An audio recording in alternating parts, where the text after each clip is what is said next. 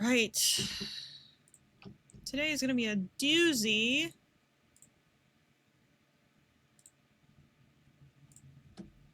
But I'm excited.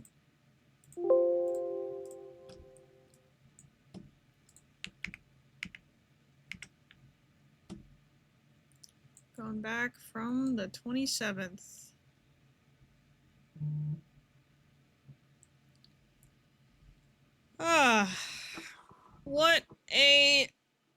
What a day.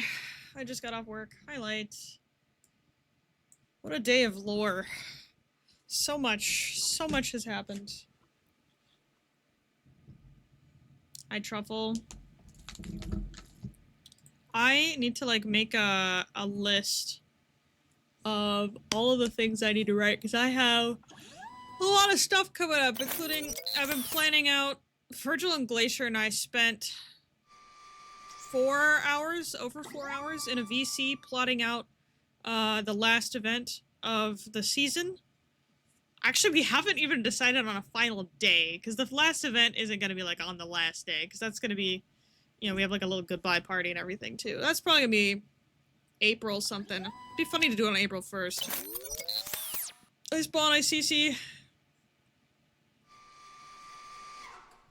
I know someone pulled Freya. I don't know what that means. I need to make a replacement for the axolotl one. Who should we have? Waters? Oh wait, we need a Waters one. Marcelo. Oh, you pulled Freya and Marcelo. That means they're gonna smooch. They're smooching soon. Just wait. Not this week. Not today. But soon. Finally, some development. Hunter and Omen. Hunter and Omen, so I mean, next season's, villain will be added to replace Eclipse. And then, so on and so forth. I also need one to replace the Taskmaster. Cause Taskmaster already happened.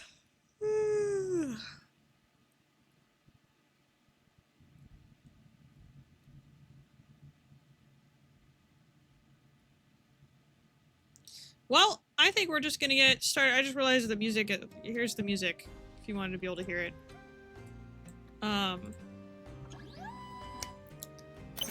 But yeah, it's gonna be a lot. Let me open up things preemptively. It's an audio transcript, and then there's a written log for Waters coming up first. Trying to make really nice drawings because I need practice rendering, so they're taking me a while. So real. I think I'm just gonna have to do sketches of everyone for the freaking art trade, because I have lost all ability to draw. You want to see, like, it's gonna be hard for me to show, but I was doing, like, a nice painting of Yelena for, you know, just for fun, because I wanted to recreate. Let me actually show you guys.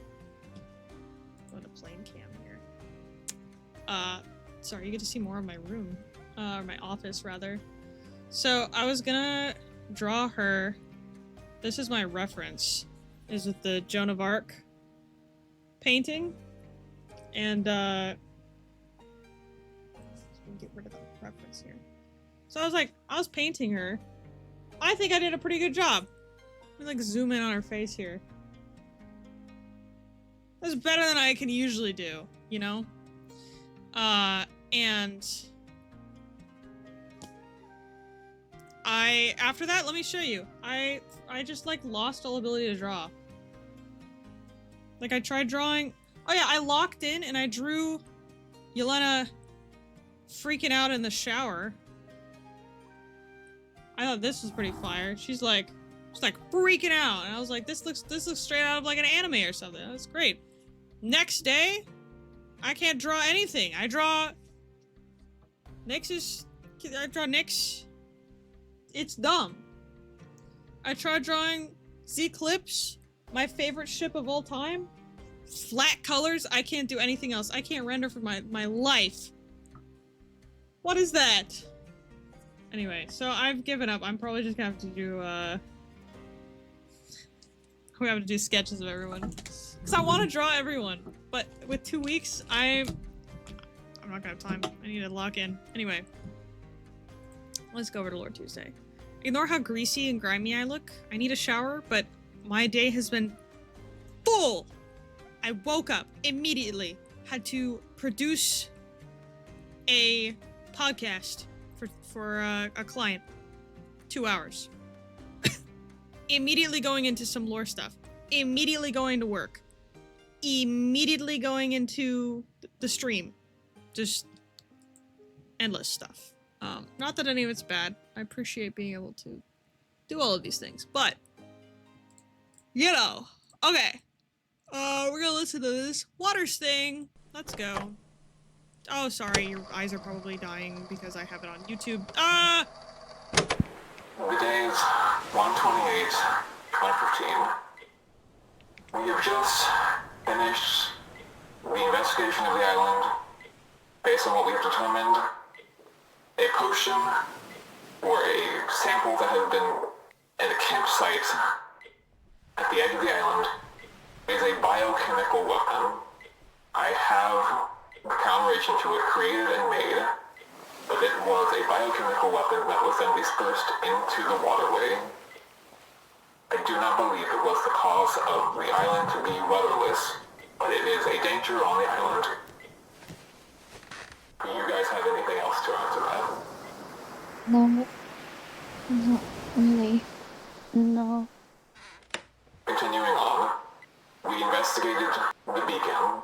It doesn't have much in the way of science. It feels like some kind of symbolic symbol to me. Do we have another context to add to that? No. No. Continuing on then, we arrived at the building at the top of the hill. Based on evidence that is around that, I believe that whoever was operating that lab was doing so under mechanical and engineering purposes, or those kinds of experiments.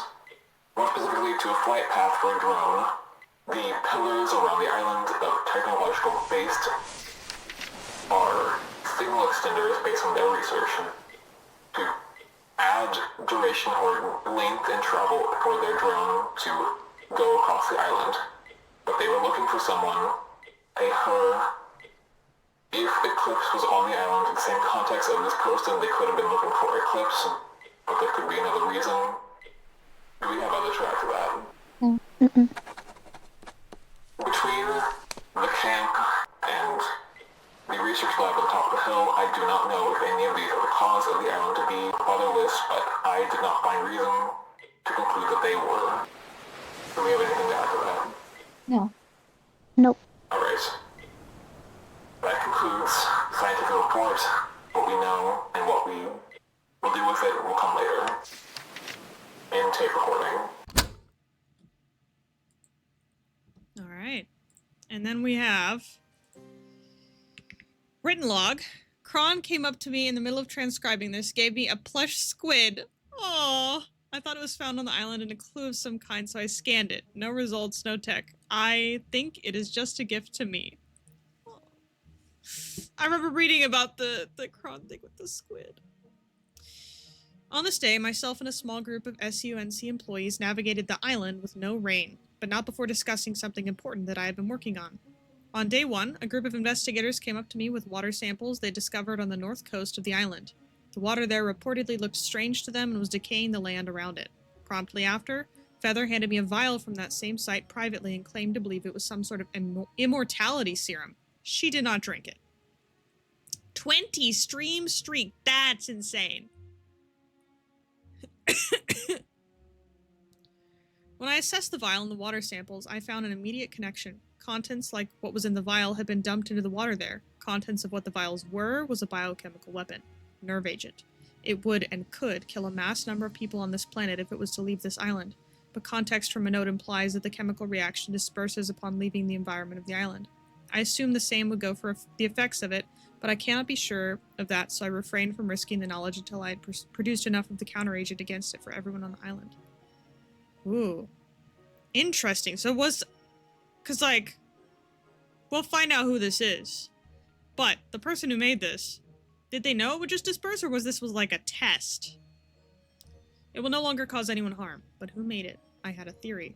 Upon investigating the beacon and the cave beside, context was found to determine one between Okul and Okena was on this island at some point in time. I cannot imagine either of them would be in this place without an ulterior motive. I do not know much about Okena, but based on threats Okul has made in places where security cameras were active, Okena is a threat. With the idea of biological weapons and the context I know with previous threats to this planet, there is a chance that the person who made the camp on the island and set up the cave were the same person. Okena, or implied to be so by someone, I cannot say for certain by whom. Attached to this written report is a copy of a tape recording. It will provide context for the rest of our investigation today. We did not find a definitive cause of the island's current state today, but I will be continuing my investigation into it as well as into this recent theory. No injuries as of this moment.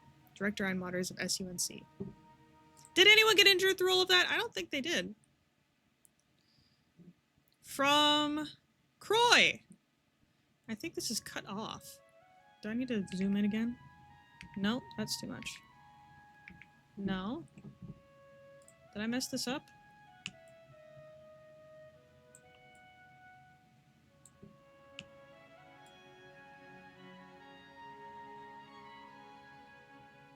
There we go.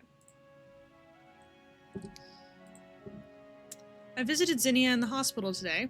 At the time of me visiting, she was unconscious and in bed, being treated for her head injury and any other minor marks. She and Bob, I remember Comet talking about a Bob at one point when I was alive last era, maybe it is the same person, had been scanning the Arcturus land for Eclipse, due to a recent encounter Zinnia had with her, or claimed to have, as I overheard Marcelo say. The storm had picked up and she had fallen off the mountain after following a trail. Bob brought her here as soon as he could, but he is not here. I wish I could thank him face to face, but from what I caught from a few nurse conversations, he wasn't in top form himself. The fact Marcelo does not appear to fully believe what Zinnia had told him ticks me off a little.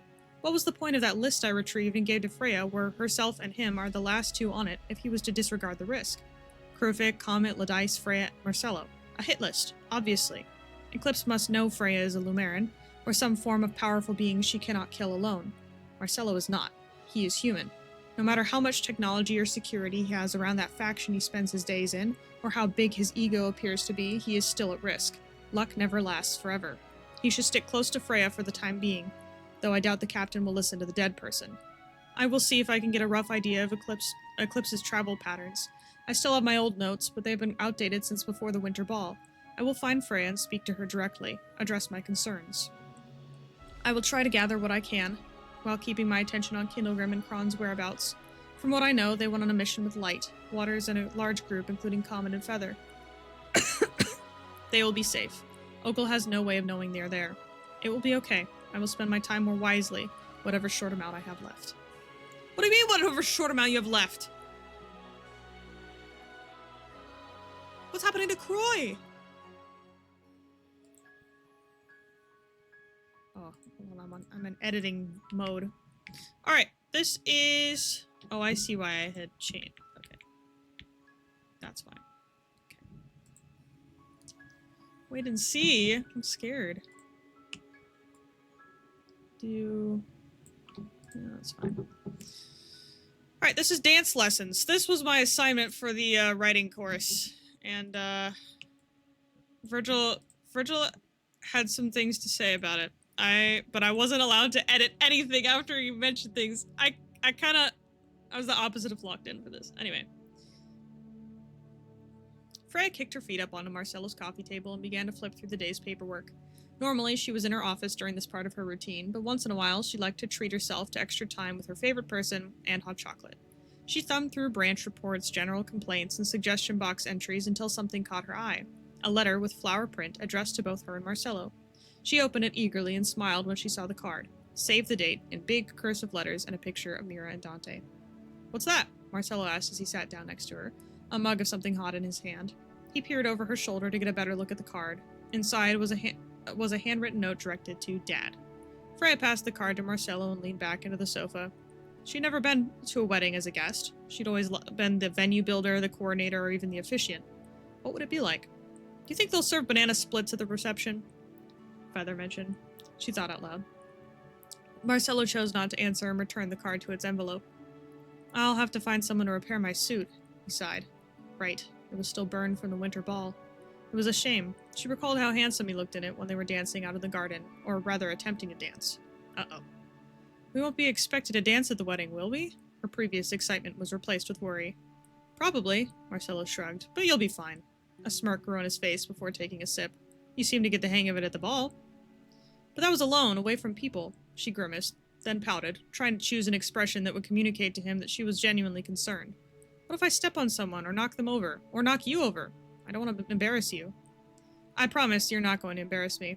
Marcelo draped an arm over her shoulders and gave a reassuring squeeze. But if you're that worried, maybe you should take some dancing lessons.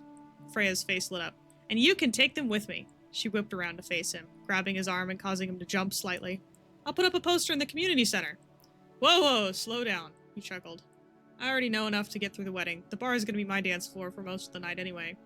Please. Freya held his hand and looked as pathetic as possible. I'll be so sad dancing by myself.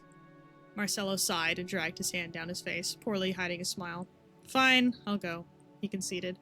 I can't say no to that face. The first person to respond to Freya's help wanted poster was Rose Grimm. After some back and forth, they decided to meet at the community center in the empty events room. Freya was eager to finally learn how to dance, while Marcelo was slightly less eager. Once they were settled, Rose put on some slow, simple music and demonstrated a few basic steps. Practice this separately first. Keep repeating until you don't have to focus on the rhythm anymore. She stepped in time to the music, and the two followed, Freya with much more enthusiasm. Step, step, step, step. Freya stared intensely at her feet, using every ounce of focus to follow the instructions Rose had given. Step, step, step, thunk. Ow! Marcelo winced. Freya had moved too far over and stepped on his foot. Maybe we should stand a bit further apart? Rose smiled. No, I think we're ready to try it together, Freya assured and grabbed Marcelo's hand. Hi, Lucky. We are? Marcelo's eyes widened with amusement and slight fear, a combination he'd become familiar with while dating Freya. Rose sighed. Freya, learning a new skill like dancing takes time and practice. You won't get it right the first time, and that's okay. Freya stood her ground. She shook her head and pulled Marcelo in, putting his hand on her shoulder. He moved it to her waist. Right. Duh, she thought. Marcelo? Rose turned to him, frustrated. Driving in my car right after a beer. He shrugged, defeated. Rose waved her hand and restarted the music track. Take it slowly, she huffed. One step at a time, Marcelo and Freya followed the dance. For a minute, it seemed like they were getting the hang of it, but soon Marcelo got slightly out of time and she made the wrong step, and they started stumbling over each other. Okay, stop. Rose moved to turn off the music again. I've got it, Freya protested, still dancing and trying desperately to keep from stepping on Marcelo's toes. Rose pulled her back sharply. You need to be patient, Freya. Rose sounded out of breath despite not being the one dancing. Stop trying to go so quickly. She's a fast learner, Marcelo smirked. Maybe the faster she dances, the faster she'll learn? Freya nodded enthusiastically. Rose spun on her heel with a sharp inhale and muttered something to herself. With another deep breath, she walked back to the speaker, the clack of her heels distinct in the empty wooden room. She put on music again, this time much slower, and waved her hand for them to try again. 1, 2, 3, 4. Step, step, step, step. Slower pace was much easier for the both of them, but Freya quickly became frustrated. The wedding wouldn't have music this slow. I need to speed up, she thought. Watch your pace, Rose called out. Keep in time with the music. She clapped her hands in time to the beat. Hi, Frog. I'm sorry you're stuck behind an ad. But I can already dance slowly, Freya exasperated. How am I supposed to keep up with everyone if I only learn at this speed? Because you have to understand the basics before you can... Rose paused when she heard Marcelo grumble something under his breath. She rolled her eyes. No one is forcing you to be here. She threw her arms up. In fact, you were the ones who asked me to teach you. The music sped up as Rose became more frustrated. If you want to learn, you're going to have to change your attitudes, both of you. It doesn't matter that... Oof! Unbeknownst to Rose, Freya had snuck around her to speed up the music and began dancing again. Freya had been focusing on her feet and realized too late that she was about to collide with her teacher. Rose remained face down on the floor for a moment of reflection before pushing herself up. I quit. She dusted off her dress and collected her belongings. But, Freya began to plead. Find someone else, Rose called out before closing the door. Not going to give up, Freya contacted Oliver, the only other person who responded to her poster. They agreed to meet at the Joker's Corner the next weekend. You're at Costco? Watching Lore Tuesday at Costco? It's crazy. Hey, Astra. Whoa, Freya marveled as they entered the main tent. The ceiling looked as tall as the Statue of Remembrance. with ropes and hoops spread throughout the room. There was seating for hundreds of people. Freya wondered if there had ever actually been a show and where she could buy tickets. Maybe we should get trapeze lessons while we're at it, Marcelo joked and bumped Freya's shoulder. Really? She asked, not detecting his sarcasm. I think I'd be a natural. I've been told I have an Olympian's physique. Marcelo posed for emphasis, and Freya rolled her eyes, finally catching on to his tone. Welcome, Oliver waved as they approached the center of the arena. Freya mentioned you had a teacher before, but it didn't work out. Was it just scheduling, or... The couple glanced nervously at each other. Doesn't matter. Let's see where you're at. Oliver pressed a button on his comm device, and some simple music played over the tent speakers.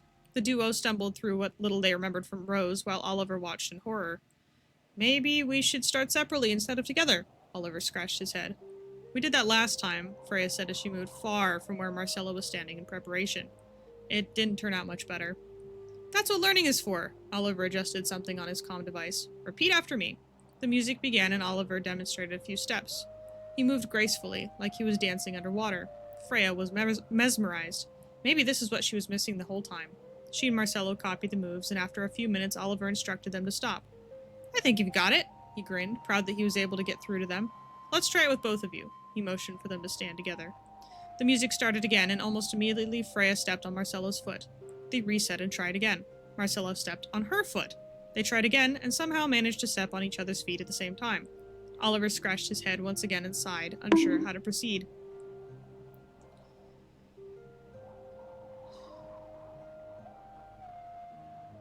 You're at school? I'm trying to... It ended... Oh, you're just like, just chilling in a school? I've done that before. I mean, my mom was a teacher, so I was constantly at school way after hours, doing my homework and stuff. Continuing.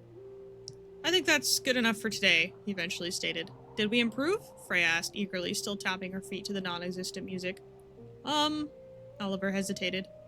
Maybe we should take up juggling instead, Marcelo jested.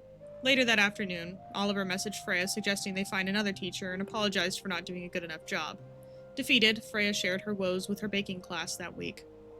We've been struggling to find a teacher who can work with us, she sighed as she leaned back onto the stage. We're not exactly easy students. Mira let out a giggle. Light piped up from behind her counter. I could teach you. Really? Freya said, half expecting it to be a joke. We've been told we're a lost cause. Yes, Light assured, not one to step away from a challenge. I'm free for a few hours tomorrow. We can meet there. All right, then, Freya chuckled, surprised at a solution seemed to have fallen into her lap. We'll be there. The next morning, Freya dragged Marcelo to the events hall for a lesson. He had already resigned to sitting down for the entire wedding reception, but Freya could be convincing when she wanted to be, especially to him. Light had already set everything up by the time they arrived. They exchanged greetings and got to work. Unprompted, Freya started to demonstrate what she had learned so far, but was cut off by Light. Forget everything you know. We're starting from scratch. Light tapped her fingers together and she spoke. I need you to stand absolutely still unless I tell you to move, and follow my instructions exactly. Marcelo closed his eyes and sighed. It's like I'm back at basic again, he muttered. I heard that, Light snapped, and you may be a captain, but I'm the one giving orders here. Light truly worked a miracle. She drilled them on rhythm and positioning, meticulously corrected their footwork, and even brought in Waters to help demonstrate when needed. But through her instruction, Freya and Marcelo improved dramatically over the next 3 weeks. By the end, they were truly dancing rather than stumbling. And at the end of their second to last lesson, Light handed each of them a flyer. I've invited some friends to help you with your final test, she explained. I think you're ready to try dancing around other people. Freya looked nervously at Marcelo, recalling every time she'd bumped into people before, but his determined nod reassured her. They could do this. It seemed as if half the Keepers of Solace showed up for the dance. The event hall was busy with conversation. Light's voice cut through the noise as she spoke into a microphone. Thank you all for coming, she greeted simply. I'll be starting the music soon, then we can begin dancing. Light nodded to Waters, who pressed a button on the speakers. The music swelled and couples began pairing up on the dance floor. Freya and Marcelo observed as the crowd swayed in time with the beat. She took his hand, nerves starting to set in. Ready? Marcelo gave her hand a small squeeze. After a moment, Freya nodded and they walked through the dancers into the center of the floor. She put one hand on his shoulder and the other in his hand, correctly this time, and they started to dance. This time it was easy. No stumbling, no stepping on anyone's feet. It was like they were the only two people in the room. Each other's eyes were their only focus. After a few minutes, the music ended, and the couple were pulled out of their romantic moment. Light thanked everyone for participating, and the crowd dispersed. Thank you for teaching us, Light. Freya shook her hand gently afterwards. We couldn't have done it without you. I can't just stand by while someone suffers. Light smirked. Virgil's comment on this, by the way, was that is such a jab at Freya. Holy shit. I didn't even realize, like, I didn't realize that was, like, a jab. I was like, oh, haha, she's making a funny joke. But that's... yeah. That's a jab at Freya. Suffering, Marcello scoffed and placed his hands on his hips. Light just gave a smug nod. On the way back in, as the sun was setting, the two would pause on occasion to dance for a few steps, then break apart and laugh. It was the first real moment of peace they'd had in a long time. Marcello gave her one final twirl as they reached the steps of his cabin. Marcello, Freya grabbed his hands in the doorway. He raised his eyebrows with a curious hum. Thanks for being willing to go through all of that mess with me. It's no big deal, he chuckled. I enjoy the time we get to spend together, even if it's, ridiculous? Freya shook her head. A learning experience, he countered.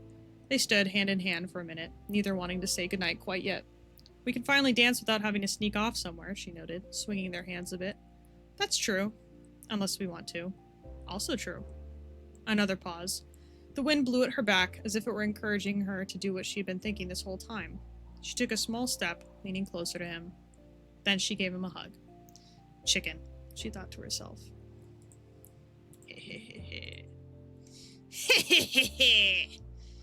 They will kiss someday.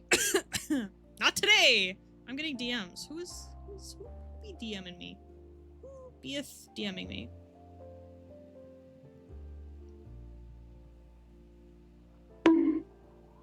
That was a long...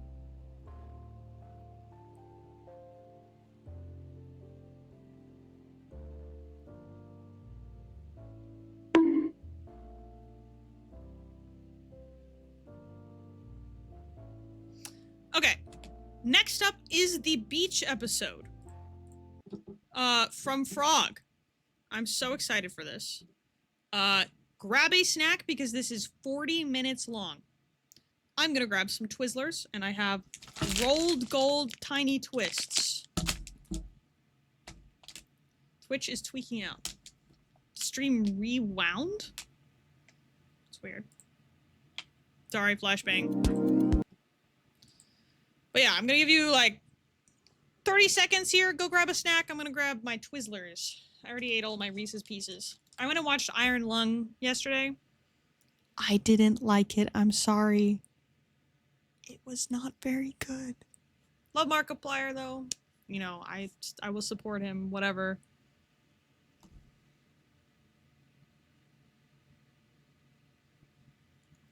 Anyway, go grab your snack.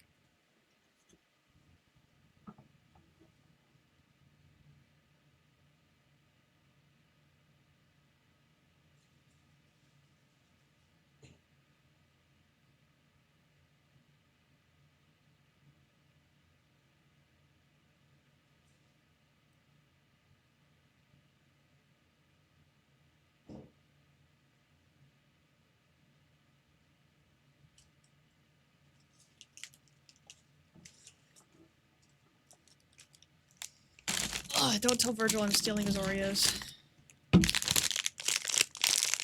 Alright. We ready?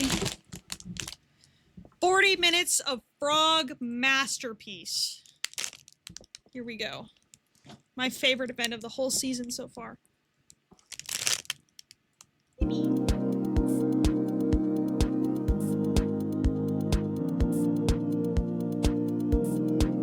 sliding. Ah!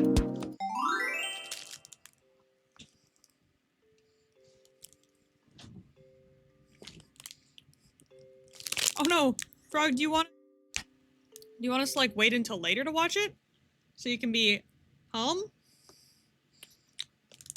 I'm fine doing that. We do it as the last thing. It's okay. Alright. Alright. This is the island. I did not set this up. I came here and it was like this. I have a camp a little further inland. So far, the main portion here does not seem like it's has any hazard to it. I didn't investigate. There's no traps, there's no strange things like that. There's just beach towels, evidence of like a party of some kind, and I don't really know. Our camps are set up back here, and this is where I will be hosting myself for most of the investigation. I need to manage this as a ground zero. I set up clean water through the wells and everything like that. It should be fine. For food and resources like that, you can contact me and I can go hunting or whatever we need to be done for that. I don't know where to begin with this. This island, it's vast. It's got so many different things on it that are different to each other. It's as if most people have been here at some point in time, separate to each other. I don't know who caused the island to be this way. I don't know when it all occurred. I do not have carbon dating on any of these things. That is why I need you guys here to figure it out. If you know things that I don't, I haven't been here as long as many of you have been on this planet, or some of you have been on this planet, so you might have a better idea where I might not. So, this is what we need to investigate. Is there any questions? Okay. You can split off into groups. Whatever you deem as the right people to be with you for this investigation, or if you need me to pin you with people, anybody can come with me. I can be a team leader to investigate a part of the island. You can investigate each other's areas as well. Whatever means and direction you want to go, you can feel free to go that. If you want to coordinate that you're going to be in this area specifically, and other people can go in the other one, and then come back together with information, that's up to you, but all of you are free to look into whatever you want, whatever is interest to you, so let me know who wants to be a team leader, and we can get that settled. That is Be a team all that I leader. have to say. That makes sense. Go ahead. You can definitely be a leader. You said they split up into teams. Yeah. You mind if I come with If anyone wants. Of course. We'd love to have you. I will also. If anyone else. Come on, Zoom. Come on. No fucking way he didn't rush. Get out of here.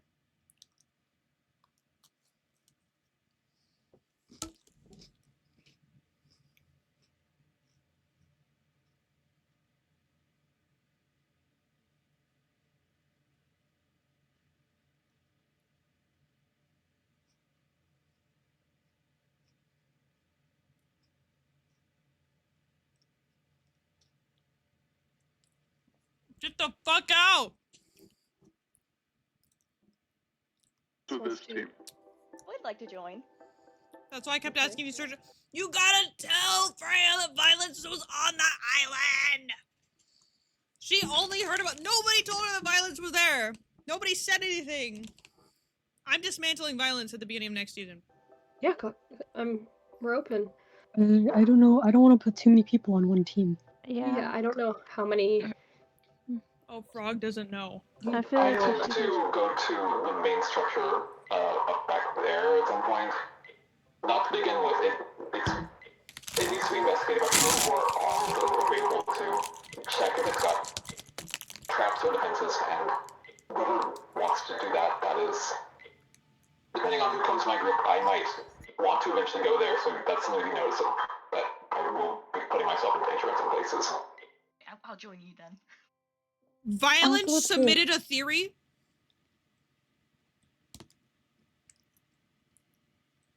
No way, dude. No way. Freya's purging the island, by the way.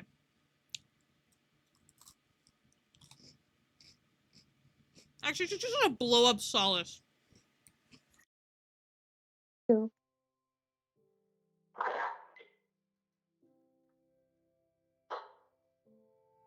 And I come as well. If that okay. Yeah, okay. Violent, of course, Violence thought waters caused the island. He's stupid. So, 2 teams then? That should work, I believe. Yeah. The character, not the person. Alright. There's still daylight of the day. I don't know if we want to settle down for the camp first and then go on tomorrow, but I think that we should probably touch ground here, settle in with. That's actually so true. What was Magos's theory? Because that would totally be accurate for Magos to be like, yeah, Waters created this. Waters created the bioweapon. We must put him in jail. What we're gonna do here, and then tomorrow we can start the research and investigation. We have a whole beach here. I guess you guys are in swimsuits. You can go enjoy the beach. I'll just be over here. Okay. I really want to suppose we investigate should- that part. Yeah, I'm a Well, lifeguard. Lisa enough to go first. That's the other team. But Well, I that think is we should true. get a solid grasp of the ground first, and then work our way up to something bigger. So, should we get a good outline of the island of just walking around it? Yeah, like a And castle. map. Map Oh it my out. gosh! I love sandcastles. Drink. Okay. Oh, there's a beach ball. Oh, we can build sandcastles. I see. We both did the same thing. Yo, this hut is pretty cool. Ooh, let's see. And there's a barrel. Seashells. Virgil asked if I was okay. I said, no, I'm streaming Violence made an appearance. Oh, 3 beds. Hi, Aaron. A whole 3 of them. Sleepover. Girl. All Hello. over the floaties. Hello, Tertial. Yeah. I see a lot of you at my Kindlegram. I like sea turtles. They're Does- very green. You Very, want? very Yes. green. I see a lot of them at Kindlegram. I Oh, don't there's know a where bar. everyone else is. I've been there once, I Oh. think. Twice, maybe. Yeah, I can't not many remember. people go. It's like No. it Comment. only really has me, Croy, and Grumpy Devon, and she isn't around a lot. So Grumpy woman. Look at this one, it's Grumpy spinning! Demon. Aw, I- it's spinning. I say we should start No problem, heading thank you over for the 27 in months. this direction. Eh. Oh, this is going to be a big week.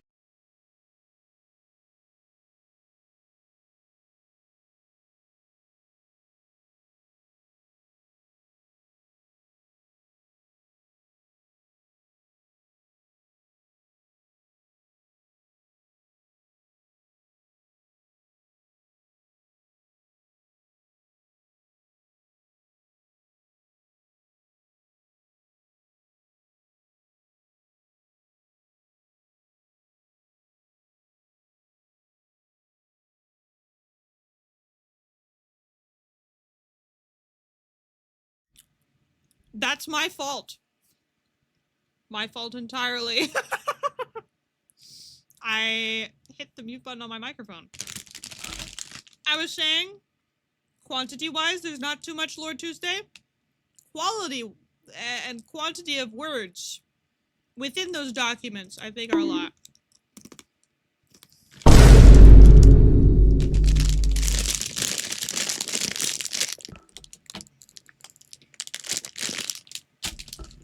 Alright, I'm no longer muting. No longer eating junk food. I have no place because my whole desk is full of candy.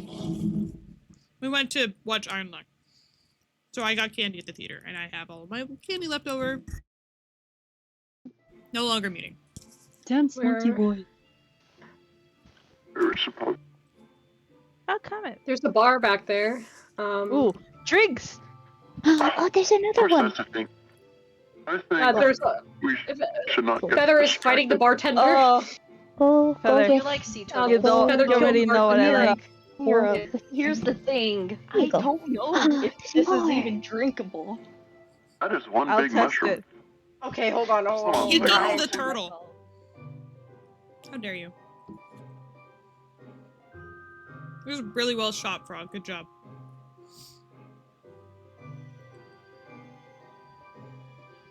Boo!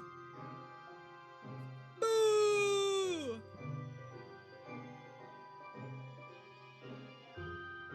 What? Yeah. Mm-hmm. What? Don't Okay, go I high, did don't not go know. high. Is there like, is there internet in this island? What is this? Internet. I'm not sure.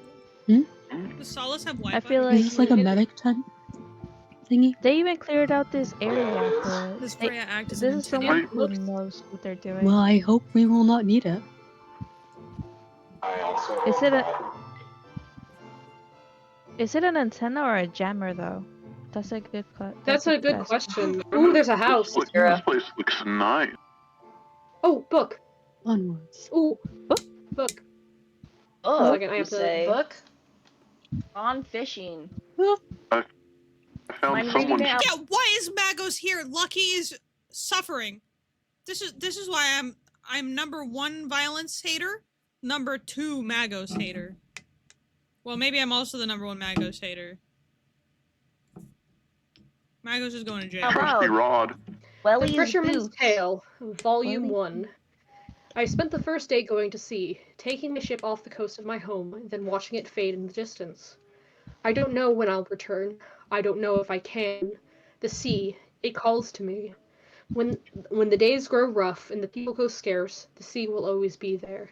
Every time I go, I know I am for days of successful catch. The burden of the previous days, the shores and rivers clear of any catch. It all melts away. It will only call me when it knows it will yield a great number, when it will provide the most peace. That is what it takes me out here. A distant shore I had never seen before, a dock I had never built. It takes weeks of travel to find it. It waits for me like it's been cared for, as if prepared for my arrival. I have my trusty rod, and the dock has large nets. I cast them out immediately after docking my vessel. I do not need to do anything else. There is a chair at the end of the other dock. It is creaky and old, but it supports my weight like a glove, like it was made for me. I sit and watch as the sun falls along the horizon. I am tired from travel, but the fish do not wait for me to catch my breath. I hear the first signs of a catch in the next. The Magos gave Lucky brain surgery? Lucky lobotomy? They can now know when a microwave is about to go off and know the exact time to open it before it beeps. We're so cooked. battling of tails against the surface of water, the pull of ropes that bounce Lobotomy. back in resistance. Thank you, The Cecil. moon is high in the sky now. I lift myself from my seat and pull the net up out The moon is high. There's no moon! of the water. A dozen salmon, a dozen cod. A yield that is common, You would last 10 expected, seconds in a but car. the numbers of them, not so much. I dump them into barrels, buckets, shelves. There are many. I cast the nets out again, then pull one of the barrels up the stairs to the house up on the hill. There's a kitchen upstairs, clean and with ready supplies. I transport buckets of fish upstairs from the barrel. I dump them into the pantry. I start the ovens, the stove, the burners. I spend the next 3 hours cooking. It is a feast of fish, fillets, and stews. It is glorious. And that is the entire book of Volume 1 of Fisherman's Tale. And there is a trusty rod and a fishing rod. Guys, And a perfect door. I found a raincoat. And boots. A raincoat? Didn't Where? didn't Wally. Water say that it doesn't rain here? Oh. You're Oh. right. It was right here. That's the one I found. I found a book in here as well. So we have a There's a book? fisherman. that Right could here, one I of have the it. people. Fisherman's Tale 2. I have it on me. Comment if you want to read it. Before you read it, I think yeah, I know if why you wanna- we don't have any weather here. Yeah, if I found a raincoat, it's right here. Look. I have a theory. We need to figure that out. What? So there is multiple rods surrounding the island, and so I think, in my opinion, I think that's why there's no weather here. Oh, this is, yeah, there's, yep, it's a raincoat. Here's Fisherman's Tale. Fisherman's Yeah, Tale it's Volume 2. just like fisherman. It's 11 pages. Here you go, comment. Okay. I see what my role is. The Fisherman's Tale, Volume 2. I wake the next morning, the scent of cooked fish still heavy in the air. I feel compelled to retrieve my welly boots, my raincoat. The sea is restless. It sways and bends against the dock. It calls my attention, commands it. My ship rocks heavy beside it, and I watch as the tethers keep keeping it to the shore snaps. It drifts away. The sea does not want me to leave. I pull my trusty rod from where I propped it up against the barrel from yesterday. The sea wants a fight, and I will give it one. I rush towards the end of the dock. The wood chair scrapes against the dock as I pull it back, casting my rod in the same motion. I sit. The sea immediately responds. I feel a pull. My arms are jerked forward suddenly, but I pull back and reel. The fish, it fights me. It is strong. It does not want to break the surface of the waves. The sea wraps around it like a blanket. It holds it down. It pulls it away from me. But I plant my feet and stand. I pull the rod back hard and sharp. The fish, with shimmering scales, crests the surface of the water for just one moment. It is a moment long enough for me to know I must keep fighting. I reel with a strength previously unheard of. I pull against the sea. It takes hours. A back and forth fight for one fish. There are moments where I'm sure my rod will break, that this one catch will be its end, and thusly mine. Then the waves calm, and the fish breaks the water. It rolls up the line with a reeling of the dial. I finally see it, with scales of crimson reflecting the light of the setting sun. It's a small thing, only about the size of two hands put together, but it had a lot of fight in it. I see it, and it sees me. In that moment, I feel something change. The seas are steady, the sky is clear, and I float above it all. The dock is far below me, and I see the entire island. It is beautiful. In this moment, I realize I have found the paradise of fishing. The sea called me here, and it gave me this gift. I will gift it to others. This is my call. These are my shores. That's really interesting. I think we're cooked. There's also damaged notes. So where did you find this? Because we have to put it back. It was Macos right on the table? here. Mirror on the table. In this one right here. Pick all How the to think like a fish. 500 wild game and fish recipes. 250 amazing fishing tips. Hey, can I have the Cooking fishing freshwater recipes? fish. Wait. Yeah, it's in one of these. There's a lot of books in here. The Meat Eater Fish and Game Cookbook. That is, I think, as an actual book I've seen. Complete fish cookbook. Cooking Oh, I'm saltwater gonna read fish. this. Complete fishing manual. Catching the wild fish. 10 Huh? signs of dehydration. Interesting. Wait, how long did? Yeah, How long these did fish are Yeah, what's They're the date? fresh. Like They're the fresh. they're fresh, like Lime. they've just been caught, which is Okay, really wait, interesting. comment. Mm-hmm. Did it say what date the book was written? Like a diary? No, it didn't. Does it look old? It just says it just says Fisherman's Tale Volume 2. It looks in okay condition. Like brand new or What? medium or old? Something They're like that. fresh. I'd say, I mean, it's in a good condition book.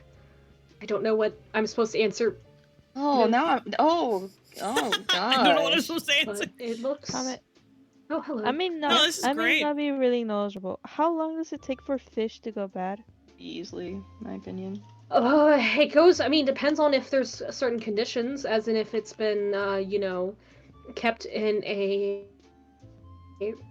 like a refrigerator or an ice box. There is no they fridge. usually last longer. There's no freezer. Exactly, which There's is no interesting. And Yeah, this island it's, is like- they're not. It's like it says. This is a paradise. Nothing goes bad. hey, Maybe, you guys see this fish that's like perfectly good? You were doing your It's art project while outside doing this, in the you can hear heat. brush strokes in some books. Exactly. Wait, that's If so it- cool. I mean, it would stink up. It would stink like I'll high listen for heaven if that. it was. There's more fish upstairs. Did we ever figure out why all the Yeah. food, like, There's never even went more old fish. or bad? It says he's gone fishing. Someone is inhabiting the island, I do believe. Are they? I don't But know here's the if they're question. Here's the still question. here. Are they hostile? Well, they did say in the volume 2 that they want, or like in one of the volumes, they want to keep people here. We should probably keep In going. a okay, keep So it people could here in a be creepy way well-intended- or in a like a nice way. Well, I don't know. That's what we're gonna have to find out. They could mean it in a friendly way. It could Oh, be God, I as in hope. they want to share this perceived Assume paradise. that Freya Loki However, stopped time. it's not that easy. Or they're I can see lonely. her doing that to, like, the stuff that Marcello would be using. I don't understand why fish that were caught on the island would not rot, though. Exactly. Should we start a list of possible suspects, maybe? Maybe it could Wait, hold be on. someone we know. Whoever this is, Well, they're I'm not really good recognizing- at fishing. Some Where are you? lanterns. Well, yeah, What we, the sh- heck? we should Over here. Hello? we should definitely check the caves. And Guys, island. we're missing Mira. Okay. Stop. Oh, that's a cave. Hi. You're Yep. at- Should we bring a torch? Because that actually doesn't seem that deep. Yeah, it's not that deep.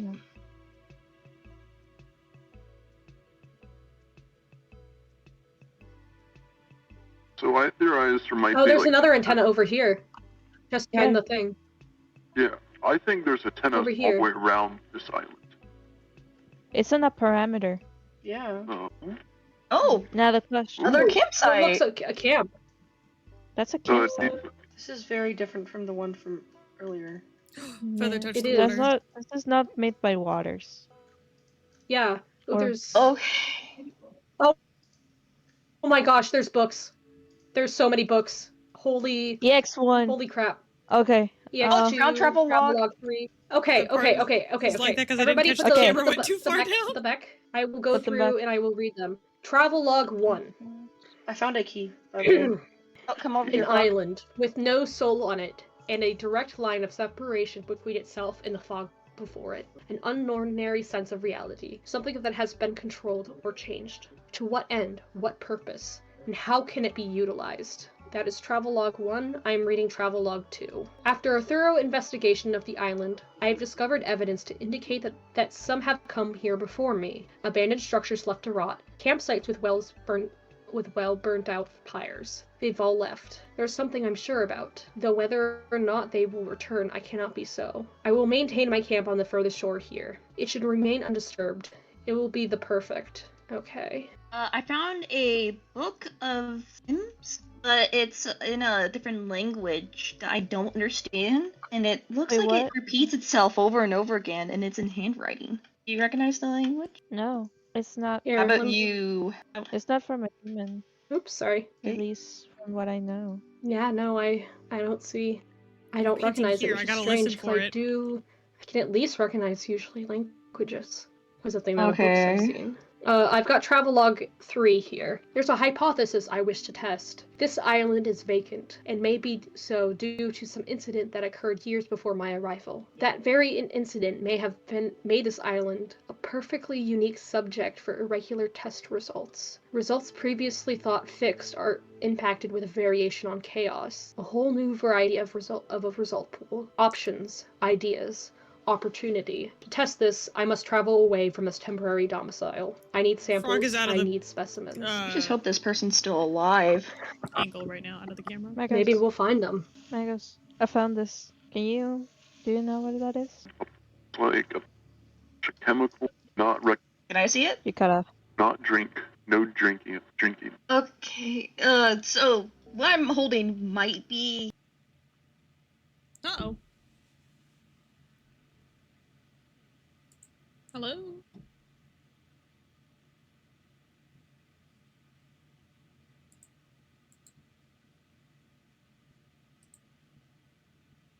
I need specimens. I just hope this person's still. Not Can I see it? You cut off. not drink, no drinking. Okay. don't know. So My what internet's I'm cut holding out. might YouTube be a unknown chemical. Oh, Magos said it was maybe bad. we. Should I It was put from it very in nice the keep water? it. Sure I thing, said Frog, not yes. drink it because it is a chemical just sitting on a cooking thing. Should I keep it just in case? Maybe Sure, we just can don't drink get. it. Maybe we can get Waters to analyze it, or Magos to Alright. analyze Yeah, it that's with very Waters. true. I'm gonna be holding on to it. I have some books about the experiments it might have to do with the chemicals. Go. Oh, This is titled X1 or XI. Experiment. Test 1. Molecules are unstable. Required immediate containment. A chemical reaction that was unexpected. Result of the compound of the island? No viable results. That is the first one. There's a bunch of other ones. A bunch of other journals containing Experiment Test 2. It is the enzymes in the water. Those are causing the reactions to become unstable. It's the water gathered directly from this island. Must I ship myself off these distant shores to find a functioning water base for this project? Creating a water treatment plan. Results pending. So it's like a fountain of youth in a way. I'm holding immortality right now. Maybe. That's certainly interesting. Let me Don't trigger find- feather. ah, Don't. Experiment test 3. It is the island. It is different. It can be changed, manipulated. Properties are almost entirely unique. It is raw and unstable at its core, but there is something to use. It can be used. It will be used. Oh no, we got an evil scientist in Just here. ready to take a sip. No! Frog, you said that you found something? I think we should listen to all the books. Yeah, just in case. Oh, We and I should found feed all of travel. that to Freya. I found travel. Sorry, these books aren't in order, so I'm having to keep on going back. Don't worry, take your time. So it turns out there's Travelogue 4. I missed that, I think. I got a water sample for waters to analyze. Stay away from the water. I don't want anyone following in. There's a lot of Yeah. decay. This island is useless to me. It resets. Take a finalized product off its shores, and it resets. Any change that has been made, any process through learning in the experiment, made immediately devalued. I can live here. I cannot work here. I am disposing of my work into the sea beyond this camp. Let it bathe the shores and taint the soil for all the wasted time and effort it put me through. Alright. Okay, I mean, at least experiment. the outside world is safe from whatever is going on here. Yeah, at least it's contained, you know? I have experiment 4. This one actually has to do with the water here, I do believe. The results of my test have begun to impact the flora around the camp. This was to be expected, though it is more rapid. It spreads like a disease. The island is malleable. I have already determined that in this process of my last experiment, but I didn't realize how much. The fauna avoids the land as if it is haunted. This is progress. And then we have experiment 5. And then it's completely crossed out and smudged. I can't read it. Alright, let's... I mean, there was clearly something that happened, but we don't know. Okay, okay, But why? I mean, this person was so clearly dedicated to the experiments that Okay, now they've been writing maybe down, but the experiment why? went wrong. And they've gone mad. Something. I mean, that's a very real possibility. Oh, okay. I mean, I've seen a lot of human horror movies, scary movies. I've seen a scary movie at one time. It was called Yeah, was it? The Was Scary it? Movie. Was Yeah. it about a goldfish? No, it was about this one guy, and they knew they were in a movie. Breaking. Somebody Frog, said they had a key. Yeah, frog. Frog. Okay, so I'm gonna say this first. Okay, what if something dangerous is in here? I mean, I see chests, stuff like that. Magos. Do we want to open? Hold up. Feather. I think. Why did Magos walk back Magos. so fast? Do we want to open? Hold Watch up. him. Feather.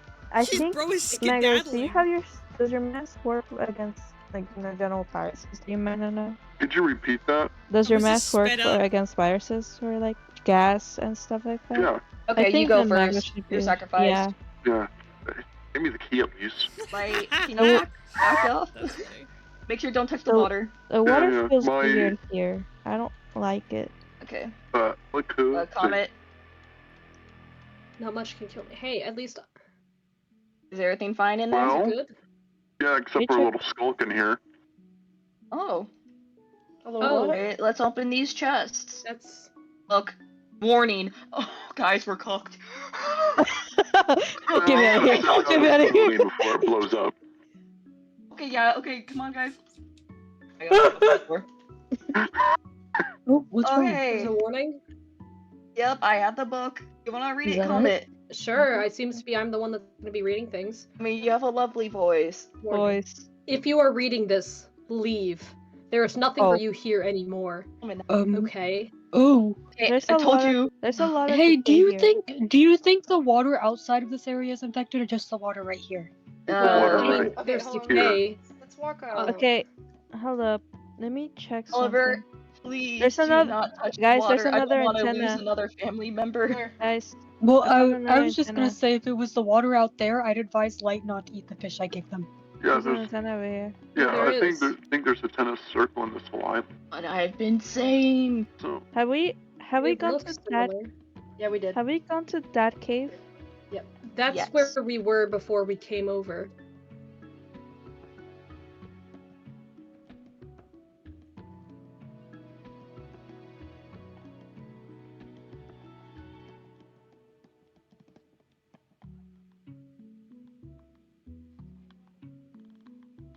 Yep, is you know it, me. bingo.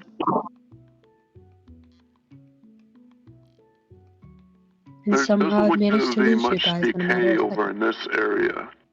Okay, at least the water Oh, no. seems, you know, healthy.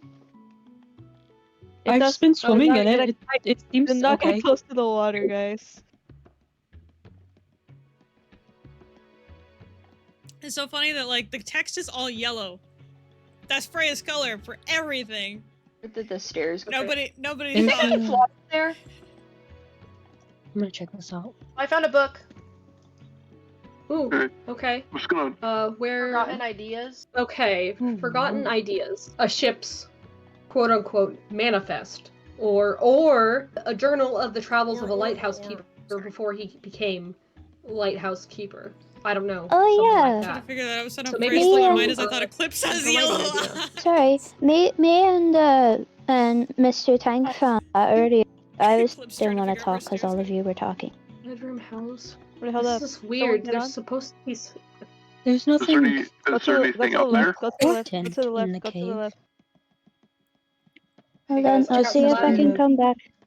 Hold on. There's another. There's another. Where's everybody?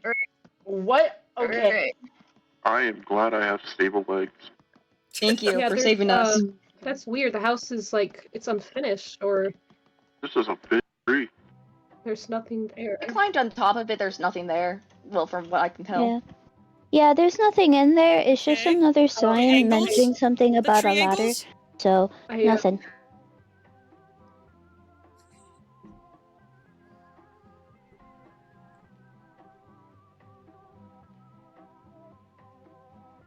We found a cave.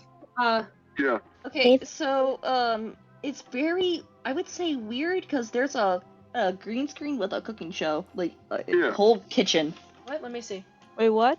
Where? I mean, I can cook you guys a good, Wait. a I'm good guessing this stew. doesn't cover the reveal. I don't know if you have the reveal video out yet.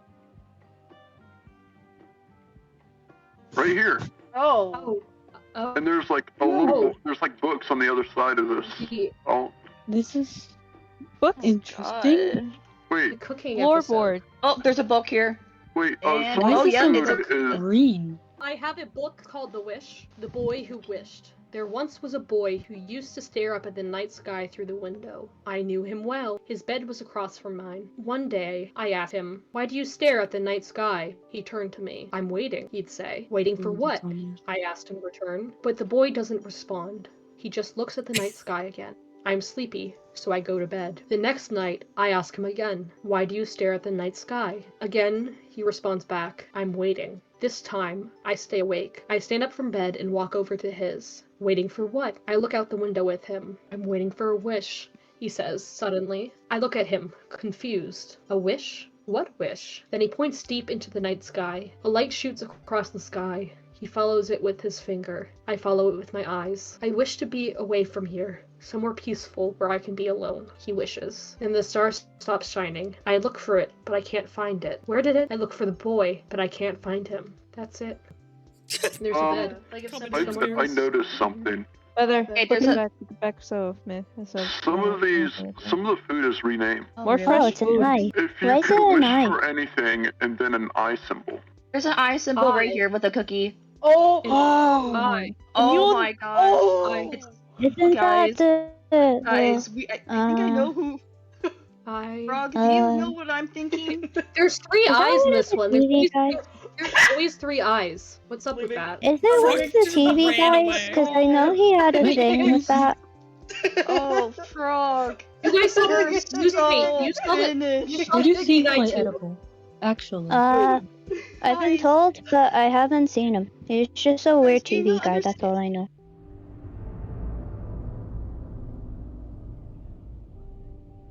Ominous? Oh, I wish upon a star. I wish my mother never What if left the me. boy wished this island into existence where he could be alone, and that's how the Guys. island came to be? That would be very interesting. Jeez. Comment. Common there's something else. existential dread. Yeah, there's way more here. Oh. Oh my god, You're there's gonna so hate many Oh it. books. my god. You're gonna hate it. Oh. I'm gonna read all this. All the food is named correctly. Oh, found something. Okay. Oh, hell no. Okay, so this book is basically saying fish, fish, fish over and over again until Fish. I don't know why I chose an island. There's only fish here. And then fish, fish, fish, fish. Can I see the I book? found another eye. Okay, here you Another go. eye cookie. Okay, 2 of them, 3 of them. Oops, Comment, my you're bad. gonna You love take it. that. You're gonna love one. You're gonna love one. I know which Here, one. Insert- insert Four. input here. 5. That's very Okay. interesting. Okay, and then Okay, there's I found one, another book called there's A one Letter named Floorboards. That's the one I just read. about hay. Have you read hay? I read I all did of not. these. Alright. Okay, it seems like this person got rejected. Why'd you laugh at that? That's Wait, sad. comment. Comment. Look at these. Oh, more books. What's your favorite activity? Cookbook. Are these all going in the library Okay, in this their one's own called section? Snooping. Did anyone teach you not to dig through other people's stuff? It's kind of rude. I didn't wander into your home and pull out a bunch of books off your shelves. I could, though. You want me to? That's kind of the entire point of a library, so... There's one titled, We Have to Cook, and I'll... Oh yes, we do have to cook. I always say that to my business partner, Mitney. Just a Top cooking Chef, book. Hell's Kitchen, America's Test Kitchen, MasterChef USA, MasterChef, Chef's Table, Chopped, 30-Minute Meals, The French Chef, Good Eats, Cutthroat Kitchen, Anthony Eats mentioned. Bourdain, No Reservations, Emerald Live, Anthony Bourdain mentioned. You were decaying. The best thing I ever ate, Man Fire Food, Eat the World, Taste, 2, Guys Big Bite, MasterChef Junior, MasterChef Brazil, A Cook Abroad, 3 Food Around the World, Tom Characters, Proper Pub Foods, 36 Hours, Dark. What does this mean? It's a code. Antonio This Lobato, is one cookbook, not 2 a shows. code. Molly Kay, one cookbook, 2 shows. Magic Coming Down, 2 shows, 5 episodes. Alex Galar, Nash Shelley, 2 shows, 5 cookbooks. Aaron Edgecombe, 2 shows. I think this is how Frog felt editing this. Rachel Ray, 4 shows, 26 cookbooks. Martha Stewart, 10 shows, 100 cookbooks. Wow. Gordon Ramsay, 20 shows, 27 cookbooks. Duff Goldman, 15 shows, 3 cookbooks. Bobby Flay, 20 shows, 18 cookbooks. Buddy Blasro, 9 shows, 4 cookbooks. Reed Drummond, 1 show, 400 plus episodes, 10 cookbooks, 125. Yes, I I did. feel like these numbers significant. The Are you numbers guys do done with not that cave over there? Reed Drum Yeah, Mars you guys might want to come look at this. was the only one that was mentioned Okay, having where are y'all? episodes. Oops. Yeah, that's interesting. I am not watching all of those. I am, I will. well, you see, Saw someone on top of the mountain. I'm on the the other issue is side. that I'm blind and I cannot Up watch there. screens. I Up there, cannot guys. watch it if I tried. That's gonna Up give there? me Okay. nightmares. Wait, hold on to you while I fly up there. Frog, Yeah, when I get guys, a go better... to the light. Whoa! Yeah. Just. Whoa! Oh. Alright. I Frog, flew when to I the get a wrong better job area. of paying But you for all on the the work other you do. side of the mountain. Over here. Hi. Oh, yeah. Down here. Oh! I don't know if you Okay. guys were over here, but yeah, that's Oh, ocean and that- this is cave over here. If you Okay, so don't want to stay have away. We nightmares, should- I'd recommend To not free a reading break what's down time there. space. But Okay, how about this? Is it glitching Okay, out for you? It's not for me. I'll go down there. Frog. Okay. I'm staying up There's here. eyes. There's so I many don't- eyes. yeah, There's a I book. don't want to go down there anymore. Mm-mm. You guys have I'm an staying eye up here. I phobia? don't like that. It reminds me too much of This folk. one says, listen, you have found this place. For what reason? What drew you here? Do you even know? There are shadows in the dark. They move and watch. They are aware of your every action, of every decision you can make. It knows what you will do. It knows where you will go. But do you? You take the steps, the measures to find yourself upon these shores. You look for what you want, not what you need. Yet it finds you. It finds you here, in this cave, in the eye of this storm. Do you listen to it this time? Do you hear the shadows as they speak and call to you? Yep, I They think have Twitch called is to you having all issues. along. Do you hear them? Listen to them. For one day, they may speak to save your life. All hail the Divine One. Okay. So there's stuff I need the water phone happening. noise. That reminds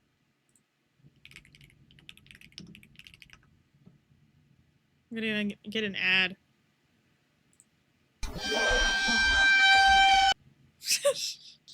Do you listen to it this time? Do you hear the shadows as they speak into them? Okay. So there's stuff happening. that reminds me of Okul so much. Is this like a coal island? You're making me feel Who like wrote there's Monocorp was like, here on the people- sign? That should have been the biggest giveaway that this island is old. Well, Monocorp was only 5th season, so that's last era. Never mind. I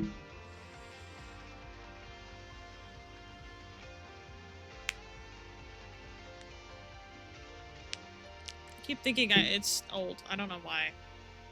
5th season feels like ages ago. I used to sound like my mom heard and got scared. We found so we found some stuff, a lot of books. Yes.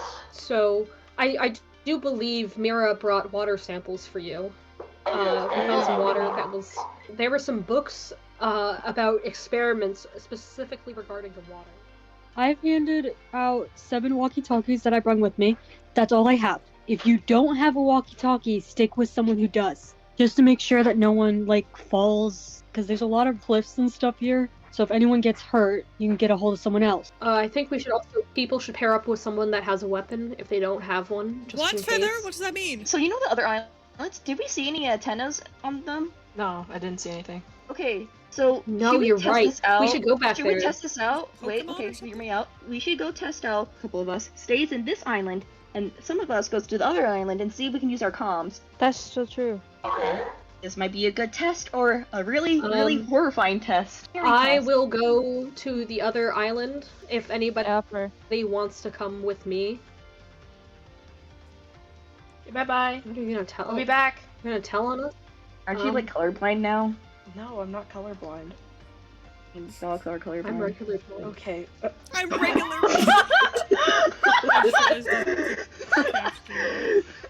Guys, is this You like can't bad swim? time to say I cannot Okay. swim? Come on, I'll carry you. Guys, can you hear me? Anybody? Loud and clear. Loud and clear. Okay, other islands. The walkie-talkie works, but how about the comm? Okay, I have my comm. Hello, can anybody hear me? What? From my knowledge of my quick little research, during the last era and a little bit of this one, there was a show popping up on old TVs of being a person of a TV head and symbol in a hide. I'm gonna hang up on you. Oh, SOS. This says The SOS. TV head. Okay, yeah, somebody definitely And died this here. is a smoke signal. And there's a Probably raft. Okay, so let There's me a raft that was never used. Or let maybe me- it there's a was used diary. Here. There's a diary?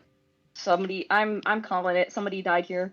I am writing this entry to explain how I got myself into the situation, for in case I later forget. It has been 4 years. My plane crashed. My inflatable raft popped. I'm stuck here with a volleyball and nothing else to maintain my sanity. Why am I here? Why am I? Why did this happen? Why? I'm just a mailman. I wasn't even flying the plane. I tried making a raft and it failed. I tried making an SOS sign. Nobody has shown up. I figured out how to survive. I eat crabs, fish. It sucks. I want off this doomed island. Send help. Bye, diary. Nero, would you like to go back? Thank No? you, please, yes. I think we should. The make it so SOS that island Waters by and the his way, team is Myth able was to like, investigate. Okay. I didn't really have a plan for it. Waters, Maybe where'd you go? Freya watched Yeah. Castaway, and I Oh. was like, okay, I guess you did. So I had some fun.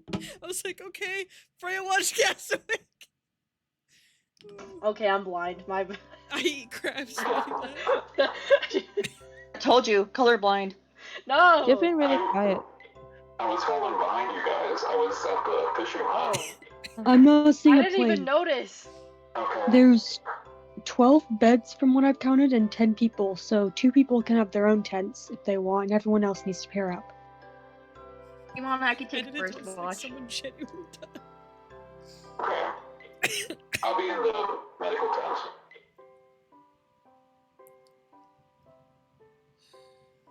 The moon doesn't. That's not canon. That's not canon, guys. No moon. There's still daylight in the day. I don't know if we want to slow down for camp first and then go on tomorrow, but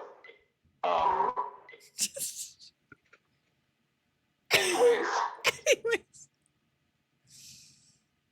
Take Me to Snurch showed up. Alright, that was fantastic. As always. Good job!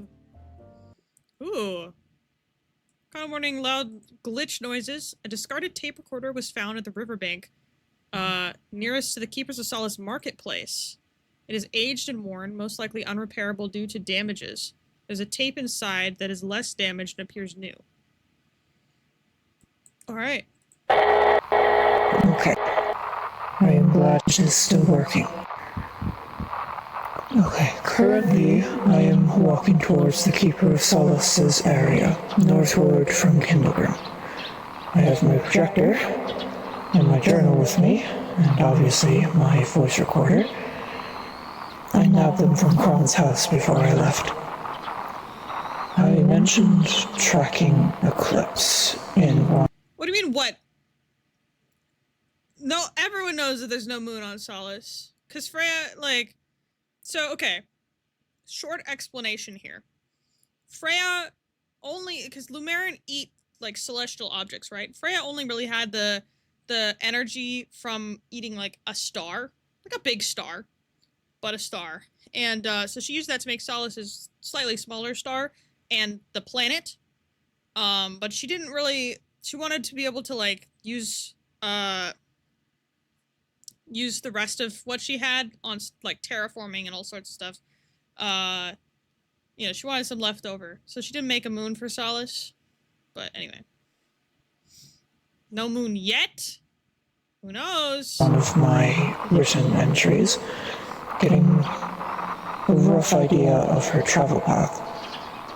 It is a bit all over the place, but it is still some sort of patterned path focused around and within the Octaris land. I need to inform Freya, which is what I am going to do now. The only reason I am recording is to keep myself grounded.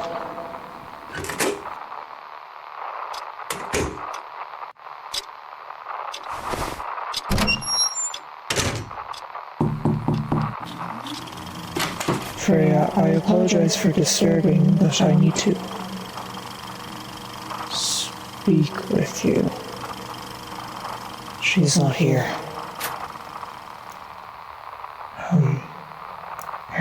Her schedule. Yes, she still has that on the wall outside.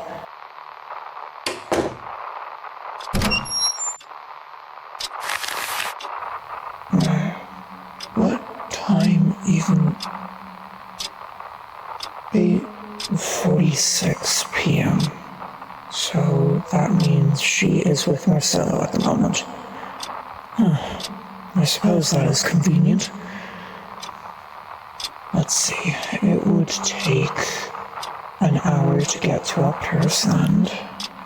I will have to speak with both of them if I find them. I do not exactly want to stumble in on something, though.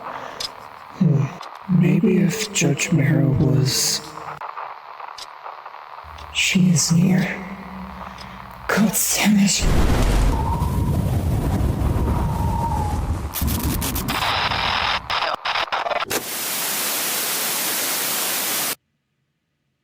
Huh?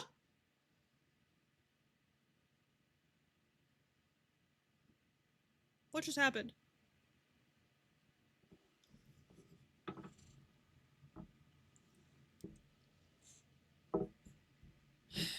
Alright, give me 1 second.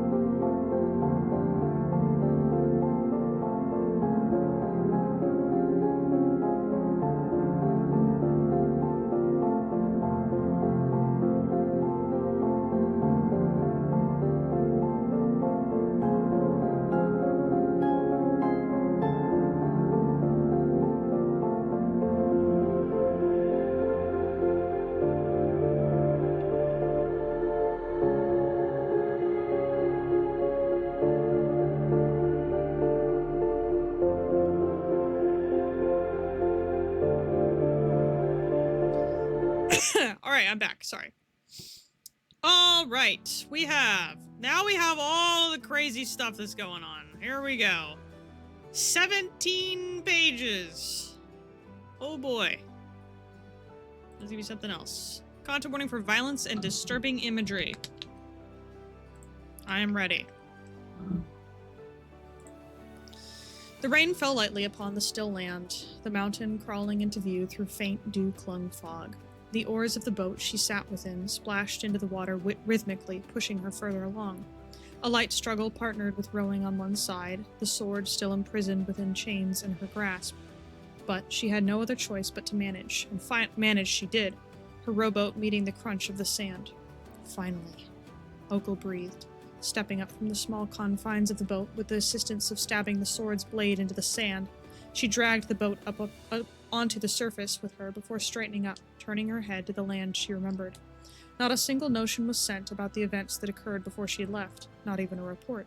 Or maybe there was one, and the great Lady Freya and her little minions that are the law brushed over it. Small faction, little importance. Her head tilted slightly towards the Garden of Kindlegrim, sensing a figure filtering about in the trees, one she recognized as who she was looking for. Surely the keepers wouldn't notice nor care if whoever remained of this so-called kingdom ceased to exist, right? She turned and, almost lazily, began to walk her way up the beach into the worn from use path along the side of the mountain, feeling the blade twitch in its station, almost in excitement, or maybe something else. The forest was quiet as always, making Ogle only hear the sound of her own breathing and her heavy footsteps upon decaying moss, each noise painting a picture in her mind vision. She ducked and weaved around trees and branches, her large size not exactly equipped for the environment, but she managed just fine. She paused after a few minutes of walking, stopping just shy of an opening where two homes rested, undisturbed and unused for months. She listened. She clicked her tongue softly, a small smirk twitching in the corner of her mouth. They were hiding from her. They knew she was here. They knew their wrongdoing. Ogle didn't call out, she didn't demand. Instead, she played along, continuing her lazy yet prepared walk, circling the houses, hearing the animals that shuffled within garden walls and swam in their lengthy pond. Another noise soon reached her, one that hitched, one that was continuous. Someone was crying. And in the soundless atmosphere, it echoed like the very trees were trying to lead the warden the right way. She listened for a few moments before moving to follow, finding the familiar path. And with that, her pace quickened, but her footsteps were soft despite her size. The bricked pathway twisted and turned through the trees, causing Ogle to lose it every now and then. Moss slowly crawled its way to cover the sides, as if consuming it to be one with the garden, until it stopped turning and dipping, until it broke from the dense garden to an opening she remembered, and the crying became clearer, not merely an echo whispered and wept by the dull trees, the crying of a weak ghost's child, shrouded in shadow, sitting before a collapsed grave. Kron! Don't hurt Kron! Don't hurt Kron. Ogle adjusted her grip on the sword in her grasp, the blade pointed out to her side. The sun that was peeking through the clouds above, leaving a faint shimmer upon it, highlighting the faint red accents in its dark, soul-stained steel. Her steps slowed dramatically, her form ducking down as she made her approach. A lion on a hunt, almost. How they let her get so close, it impressed her. Were they really that distraught? That overcome by the wreck she created weeks ago that they didn't even notice her behind them? The smile that had creeped its way up onto her face faltered. Something felt off. Kron's crying was repeating, like a record that was stuck on a bump in its player. Suddenly, the shadowed appearances of the grave and her target melted away, and a wall of black slammed into Ogle's side, her arm cracking beneath the impact and sending her straight into a tree. She gasped, feeling the weight of her arm dangling out of the shoulder socket, straining against her uniform sleeve. She held her breath as she positioned it in line with the socket once more, the changed sword making it difficult to do so, before slamming herself against the tree again, popping it back into place, baring her teeth. Her horns quivered, the general's jaw set in determination, fury, and confusion as she moved to the right, up to her feet with practiced ease. She readied her stance, the sword out to her side. She was still, her form sticking out like a sore thumb among the monochrome forest around her. She clicked her tongue a few times, her horns detecting the vibrations bouncing. Dude, Ogle using echolocation is so cool! Sorry. Bouncing off the trees and wildlife around her. but she couldn't detect the person who attacked her. She scoffed before raising her voice. Confident to attack me blindsided, yet you are too cowardly to face me head-on now that you have my attention? Stop hiding and face your judgment, and I might make your end quicker. Stop hiding and face your judgment, and I might make your end quicker. A mockingly creepy echo of... well, I said it maybe a little too silly. Ocal location? Get out. Get out.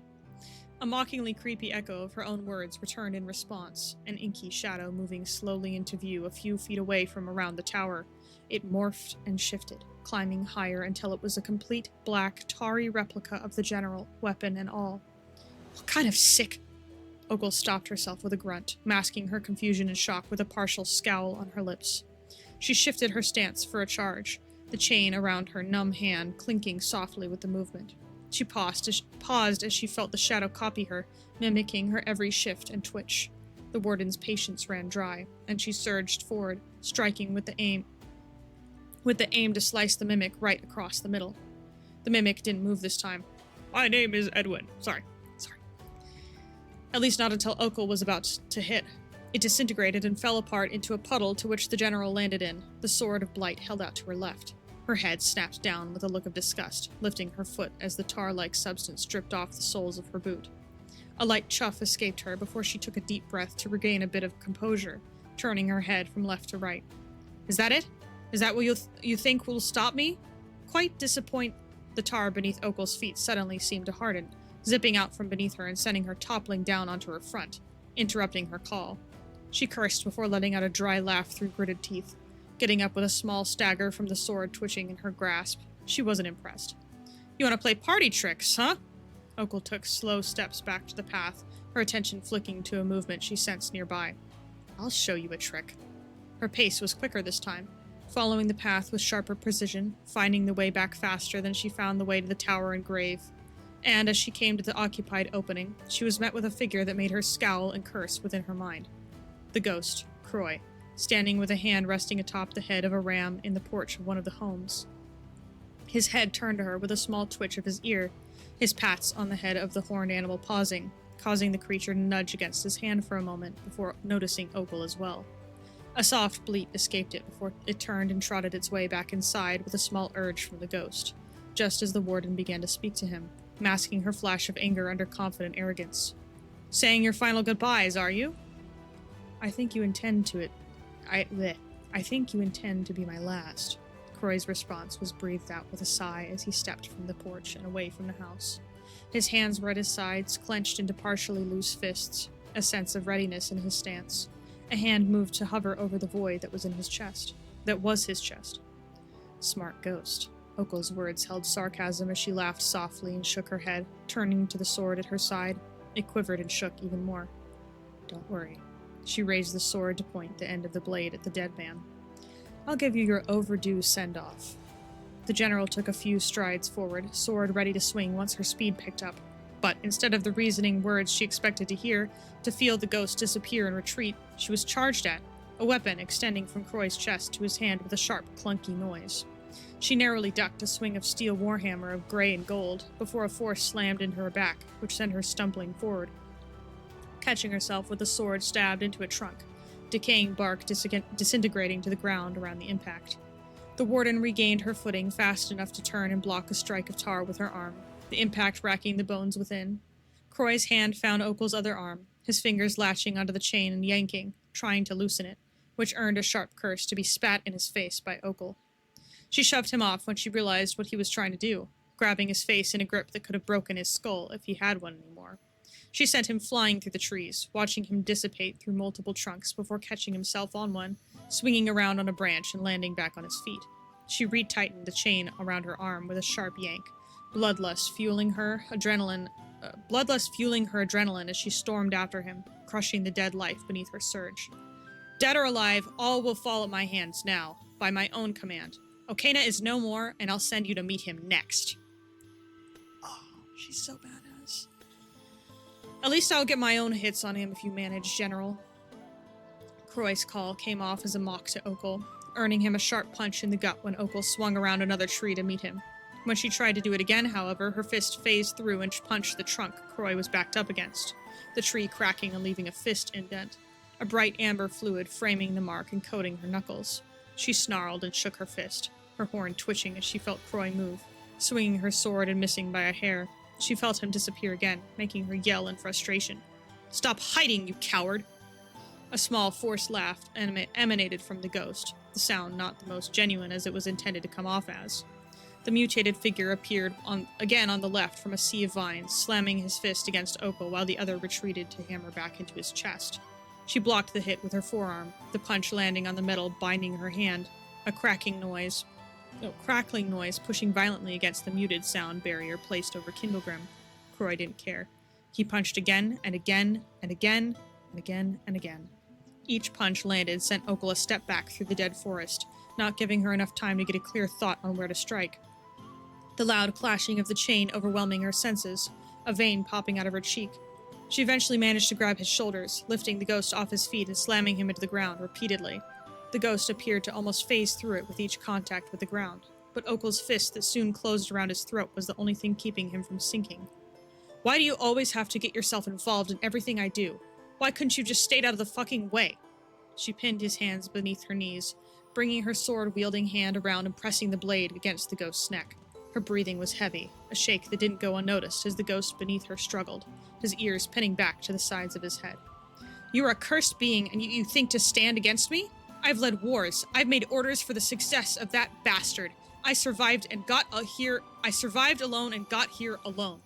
Her other hand grabbed onto the short excuse of an antler pointing out of his head, pinning Croy's head back. "You live unworthily and squander your life."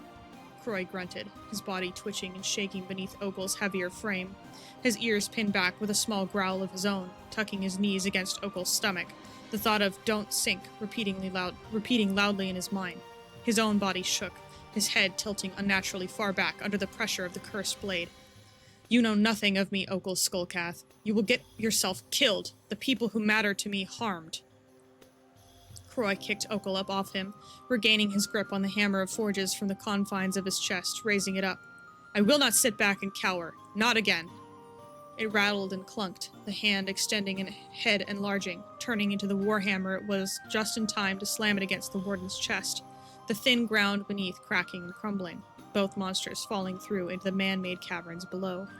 They both seemed to fall in slow motion, Opal's body turning to the statue of Kindlegrim's deity, the god of creativity Malgrifin, carved and reinforced with pale oak and stone, ginormous chains of obsidian connected to the wrists and the floor below. The three eyes of bright orange and gold in the head almost followed the two as they passed down right in front of its face. Oh, this picture is... Mwah! Chef's kiss. Blackstone, can Cece, can I commission you again? I want that picture of Opal and Croy falling in front of Malgrifin's statue drawn. Like, holy. Actually, I might draw it myself. That is the coolest thing ever. Holy shit. Okay. It would be so peak. Oh, man. Blackstone and obsidian covered the walls, floor and ceiling. Lava lining the edges of the room floor alongside a deep red carpet in pristine condition. Faint blue and gold lights within lanterns dangling from the ceiling, swaying from the air impact of the land above it falling through. They flickered violently, some of the flames within them fading out, the room darkening as if the two were being chased by shadows in their descent. Opal's spine popped sharply as she landed, a sharp roar of pain echoing in the cavern as she turned over onto her side and curled in on herself partly. The altar beneath her had fractured and crumbled. Candles had toppled over, some extinguishing, some catching fire to the red carpet and surrounding her in a ring of fire. The warden's fingers twitched around the blade handle, her horns perking at the sound of heavy breathing over the flames, creating the image of the ghost pulling himself from the ground as if climbing out of it, using the hammer to try to support him. The dead deer almost fell over again, but managed to catch himself, his free hand covering his mouth as tar dripped between his fingers, trying to force it back into the gaping hole. The ghost's head soon turned upward, attention lingering on the hole in the ceiling, before switching to Opal, watching as she staggered to her feet, swaying from left to right. Her breathing echoed off the walls of the cave sanctuary like his own, each one making the warden's head twitch rapidly to wherever her horns picked up the repeated sound. A low groan rumbled from deep within her chest. Something was wrong. Was she hurt that badly? A pull ached at the ghost's non-existent heart, urging his body to soften, his guard to lessen its sharpness. After a moment of consideration, of listening to the general shudder and groan, watching her sway and face towards nothing, he took a deep, gentle breath. Croy hesitantly took a few movements forward, his ears lowering first, followed by his head ducking down a little to make himself smaller.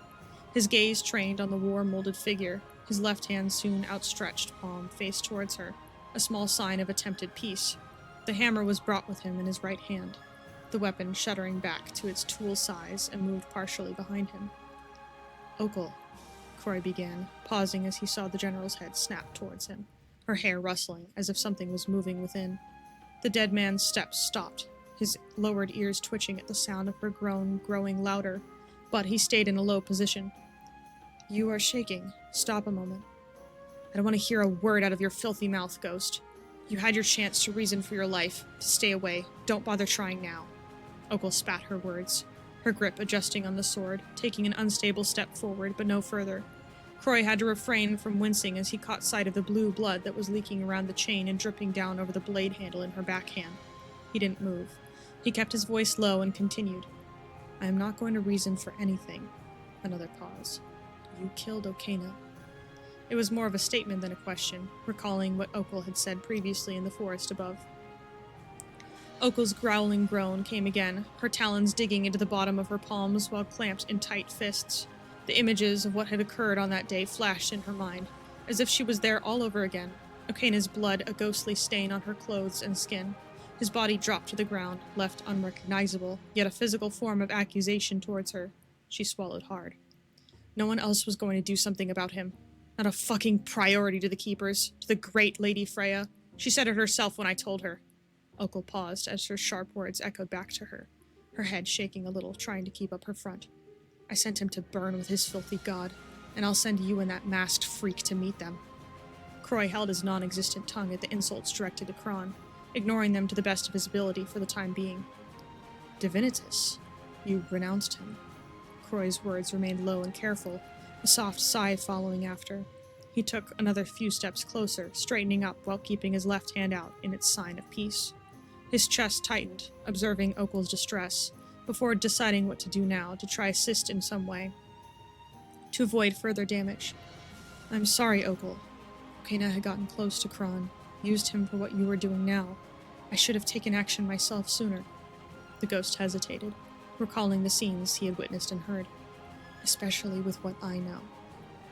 What could you have possibly known other than the warnings I gave that were cast aside? A bitter laugh, a forced one. Her other hand came to rest on her chest, as if it hurt, which it probably did. Croy's hand fell to his side reluctantly, his ears pinning back. Because I saw and heard what happened to you on Harmonia, what Okena had done. The sudden silence after that confession, the stillness of the warden whose body faced him a couple feet away made the light of the lava and burning fire dim under tension. The ghost took a quiet breath, which repeated off the walls. Whenever I made myself visible to you, I would hear things, see things, most of which are memories, about the other wardens. Your followers you were forced to execute, the wars you were sent to command. Okena, from your eyes. You saw everything? Okul's voice was quiet, while her face tilted away, processing the information given to her. It made the open space tremble, the fire around her flicker violently. Her head slowly turned to face the ghost properly once more, her tusks and teeth bared. Eyes began to open one by one in her hair, her horns quivering and vibrating. Was this all your plan then? Getting me into this place, knowing about the caves on Harmonia to weaken me? To kill me? Was this your great plan, Croy? Okul, shut up! Okul swung the blade behind her, cutting the fires around her in half, the inferno painted among the carpet shrinking in fear. She shook her head vigorously once more, her thoughts scattered, confusing themselves with visions and memories, nightmares that she had thought she long since disregarded. She stumbled forward through fire remnants and debris, her hands landing on either side of the fractured altar's table. Why can't you just let me have this? With that broken and furious bellow, she reefed the offering table from the very stone remains it was secured to, and hurled it at the statue of Malgriffin, hearing it crumble with the sudden impact, the wood weak and metal rusted. She stood, frozen, head held high as chunks fell around her, the sound of her own fury blocking her sense of danger in that moment. But before her own destruction could hit her, something else did. The chain around her arm was latched onto and yanked back, flinging her backwards across the room and into the arms of Croy, his size having grown a few feet. The ghost urged the warden onto the ground as he spread a covering of tar across his back, flinching as a chunk of the statue's head slammed against the shield he held up with his arms and shoulders. The short rain of statue chunks soon ceased, and with it, so did the shield. Croy slumped as the tar retreated back to his chest, his vision clearing and focusing on Opal. He moved to crouch down to make sure she was all right. With a sudden flash, the blade sliced right across the ghost's face, throwing him roughly to the side with the sheer force of Opal's swing. He caught himself unsteadily on a hunk of rubble, a burning sensation spiking across the surface of his face and spreading rapidly. The tar from his gaping eye and mouth dripped and poured from their sources as the pain increased, making him let out a sharp gasp, followed by a series of choked coughs as he struggled to stay upright. The ghost jerked his head over his shoulder as he tried to push himself up, only for something to pierce through his right shoulder and stab into the wood he was supporting himself upon, making him almost cry out in pain. The sounds of dripping tar, combined with a loud ringing in his ears, disorientated him. Black splotches obscuring his vision with each drip, drip, drip, splat. Opal forced herself to step back, her arms held out straight by the remainder of the chain connecting her to the sword of blight now stabbed through the ghost, her face blank as it stared at the sight. The heat of regrowing flames itched at her sweat-slicked skin, taking a sharp, deep breath of the dust-clung air. She spat out the blue blood that began to fill her mouth as she coughed heavily, brushing off the debris from her uniform half-heartedly with her free hand shortly afterwards. The warden couldn't help herself but to take a step closer, looming over the dead man, trembling and disintegrating before her. His arm began to slowly lose its shape around the blade of the sword, red and black chunks of mass dripping to the floor. Weighted huffs and grunts reached her horns, which perked as she picked them up, painting the picture in her mind to see. She let a smile creep across her face, despite a lingering discomfort behind it. She had won. She had the power to kill the dead. Her smile grew wider into an almost manic grin, the blood that splattered her tusks making it more unnerving. Her confidence grew with her pride in hand, a low chuckle rumbling in her chest, despite the pain that ached there. Opal had no idea what she was doing. But the next thing she knew, she was hit straight in the chest, something within there cracking as she was flung across the destruction, the sword of blight following with, the chain ripping from her arm and cutting deep. She sunk to the ground against the wall, the feeling of whatever broke within her torso moving about, making her flinch and curl up. But she wasn't granted the mercy of a moment this time. Shadowy spikes shot right at her, missing her by a fraction, only to sprout across the wall behind her like ivy, tendrils squeezing her arms, her chest, her neck. She kicked and fought, trying to use brute force to get free, but the tendrils kept regrowing to replace the others she managed to break. A loud bang resonated through the floor like a colossal chapel bell, making her screech out in pain. However, it created a clear image for her, one of the clearest she had ever witnessed. The figure of a disintegrating ghost. Right arm melted away into a claw-like monstrosity that dragged on the floor, his warhammer held in his left. An actual eye, wide and locked on the warden upon his face. An actual mouth spread into as much as a snarl as it could manage. And half of his face, no longer hidden, an exposed skull lay beneath. Croy? Opal managed out, before the vibrating noise of the hammer dragging across the floor made her squirm, her teeth baring as it hurt her. She felt the hammer be lifted off the ground to her right, the clunking noise of it expanding and adjusting, assaulting her hearing. She couldn't tell where she was. It kept changing. New Harmonia. Harmonia. Kindlegrim. New Harmonia. Harmonia. Kindlegrim. It kept changing. He kept changing. It wasn't the same person. He wasn't the same person. Then it was. Then he was. Croy raised the warhammer above his head in the distorted mess that was becoming his left hand, his body twitching and ticking violently, rejecting itself. The blight infecting his other arm was the worst, ripping, mending, and re-ripping the metaphorical skin. It only fueled his adrenaline, the blind rage that was keeping the curse from tearing him apart. Okul felt Croy ready himself, readying a final blow, for her, to kill her. She continued to fight, the tar pressing and straining the bones of her arms, her fingers going numb. Okena? She breathed her father's name, her confident, powerful front crumbling away against her will. The eyes in her hair trembled, wide and staring at Croy, before they all shut, the outline still visible. Gods damn you! The force of the swing whistled over Okul's head, the warden bracing for impact, but instead she felt the blow land beside her. Attention snapping over, she felt the head of the hammer an inch away from her fingers, the chain previously around them inches away, shattered to corrupted pieces. Then the hammer landed again, a shattering noise ringing out, and again, shatter, and again, shatter. Each landing growing more desperate, more uncoordinated. Croy screamed like a banshee, not stopping for a single breath, until a bright light exploded from where the hammer had hit a fifth time. Okul hurriedly curling into herself to hide and shield her weak body. And everything went dark. And we have another tab.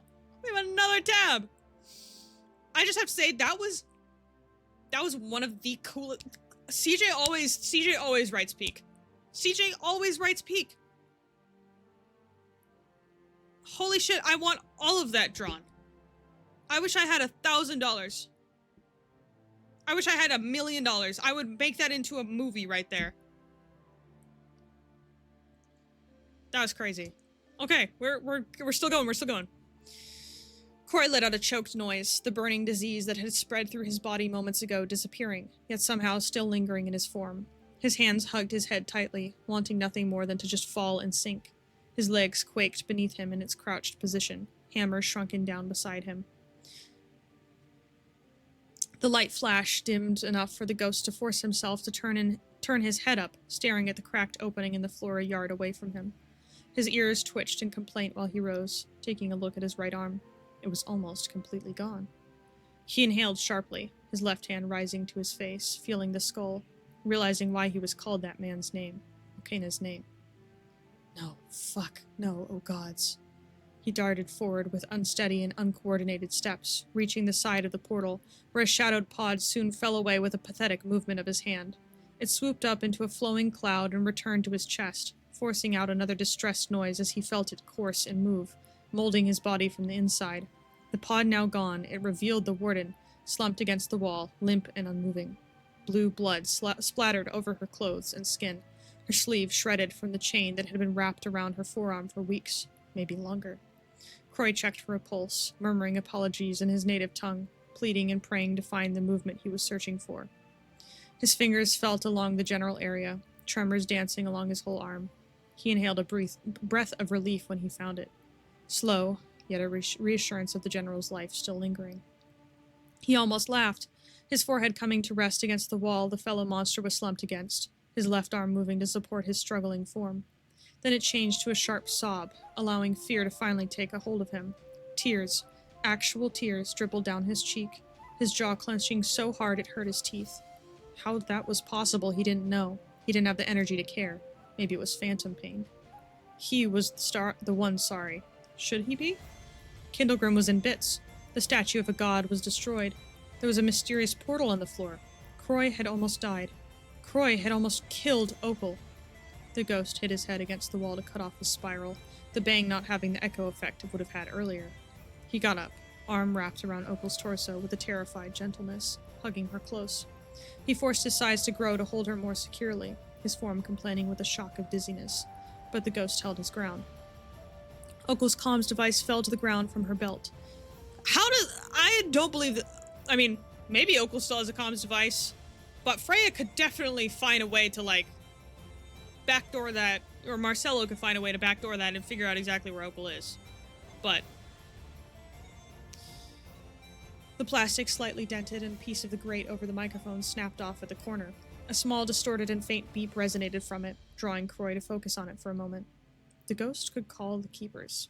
He should call them. They would make things worse. Okul would be flung in jail. She would get out so easily, and people would get hurt, killed. Part of him even felt that they wouldn't care for the fact either of them had almost died. Croy left the device with the rubble. He picked up the hammer with a forced flow of tar, pulling it into his chest void. Hi, Angel. I will get you help, General. Oh, I should say that. I will get you help, General. The ghost moved down the long hallway, emerging through the mouth of the skull and into the newly night air. He adjusted his grip, thinking hard as he paused at the edge. He was stressing out about being gentle, the blue blood that fell from the warden's body to mix with the sand, increasing it. Frostfire. Find Frostfire. Get Krufik. Get someone. With that whisper to himself, an attempt to give him confidence, to encourage him forward, he moved in the direction he remembered the faction would be, his pace fast, focused. He would not let another die by his hands. Absolute cinema! I'm keeping this tab open because I want to draw that later. Ah, I did not mean to do that. That was incredible. Don't worry, this one is shorter. The End of Hope, Gatsby lore. That was one of the most incredible things I've ever read on Lore Tuesday. That was so cool. Two of some of my favorite characters, I'm pinning this. Two of some of my favorite characters fighting. And it's so well written.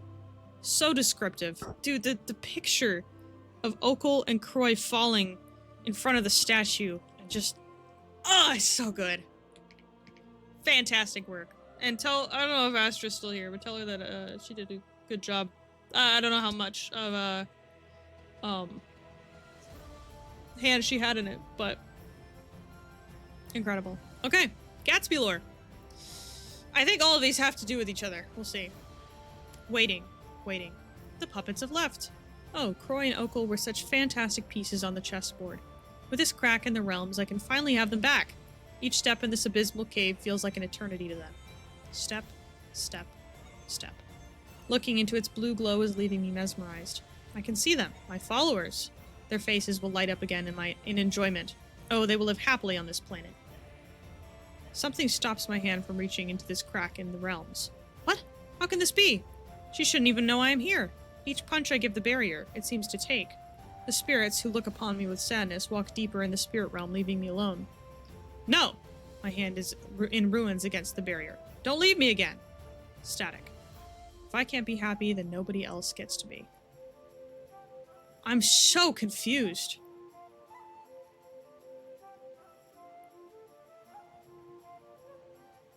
The puppets have left.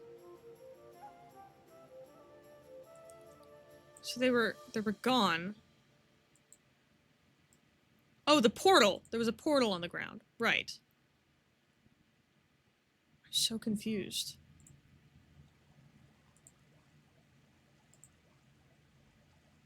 Delivery for Captain Sabo.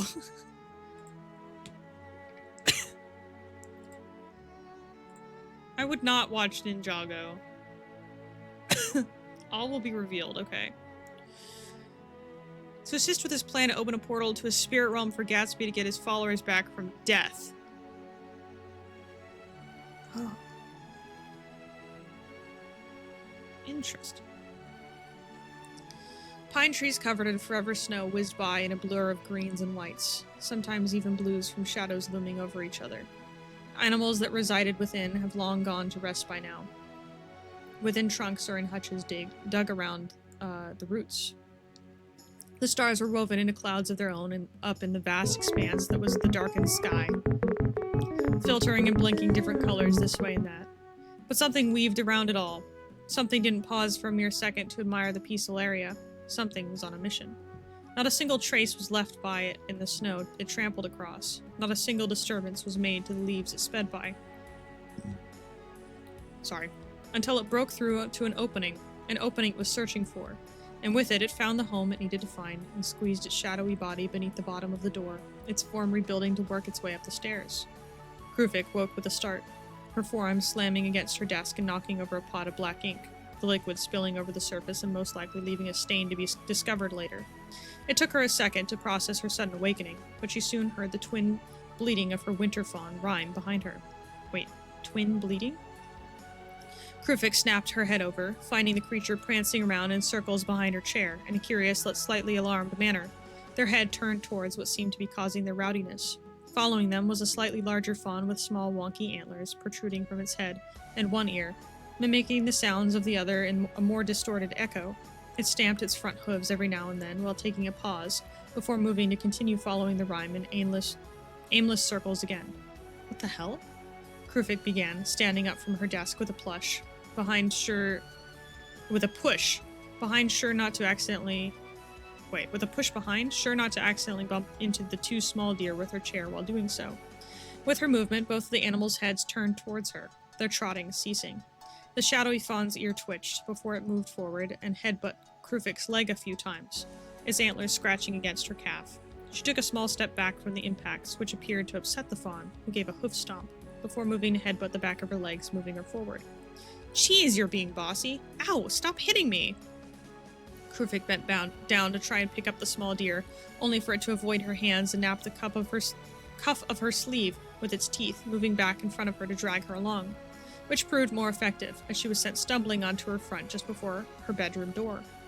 Rhyme clopped forward quickly and gently nudged against the side of her head, chuffing in a little worry before turning their head towards the shadowy fawn.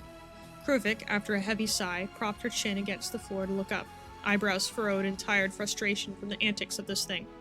How did it even get into the house? But her expression soon softened to confusion as she watched and listened to the creature, hearing its constant noises that got louder and more distressed as it scratched its hooves against the door, looking back to her every now and again. It seemed like it wanted her to follow it. She got up off her front and to her feet, grabbing her coat off the hook by the door before turning the handle. With this action, the shadowy fawn perked up, its one ear sticking up before it squeezed its way through the cracked open that was created, bleating loudly once more before the sound of it trotting down the stairs soon followed. Krufik picked up the pace as she buttoned up the coat. Virgil's yelling. And made it to the bottom of the stairs, just to see the form of the fawn disintegrating and squeezing under the door, confirming her previous question before she quickly followed, leaving Rhyme within the warmth of her home for now. She didn't want to lose sight of the creature that had broken into her house. She wanted to know why it did, what was wrong.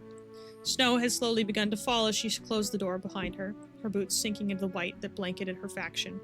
She turned her head from left to right until she spotted the shadow running towards the forest, making her tense in alarm. Hey, wait! Oh, fuck it.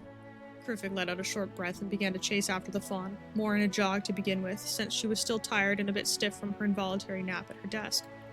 But soon she noticed something off through the trees, something the fawn was running right towards.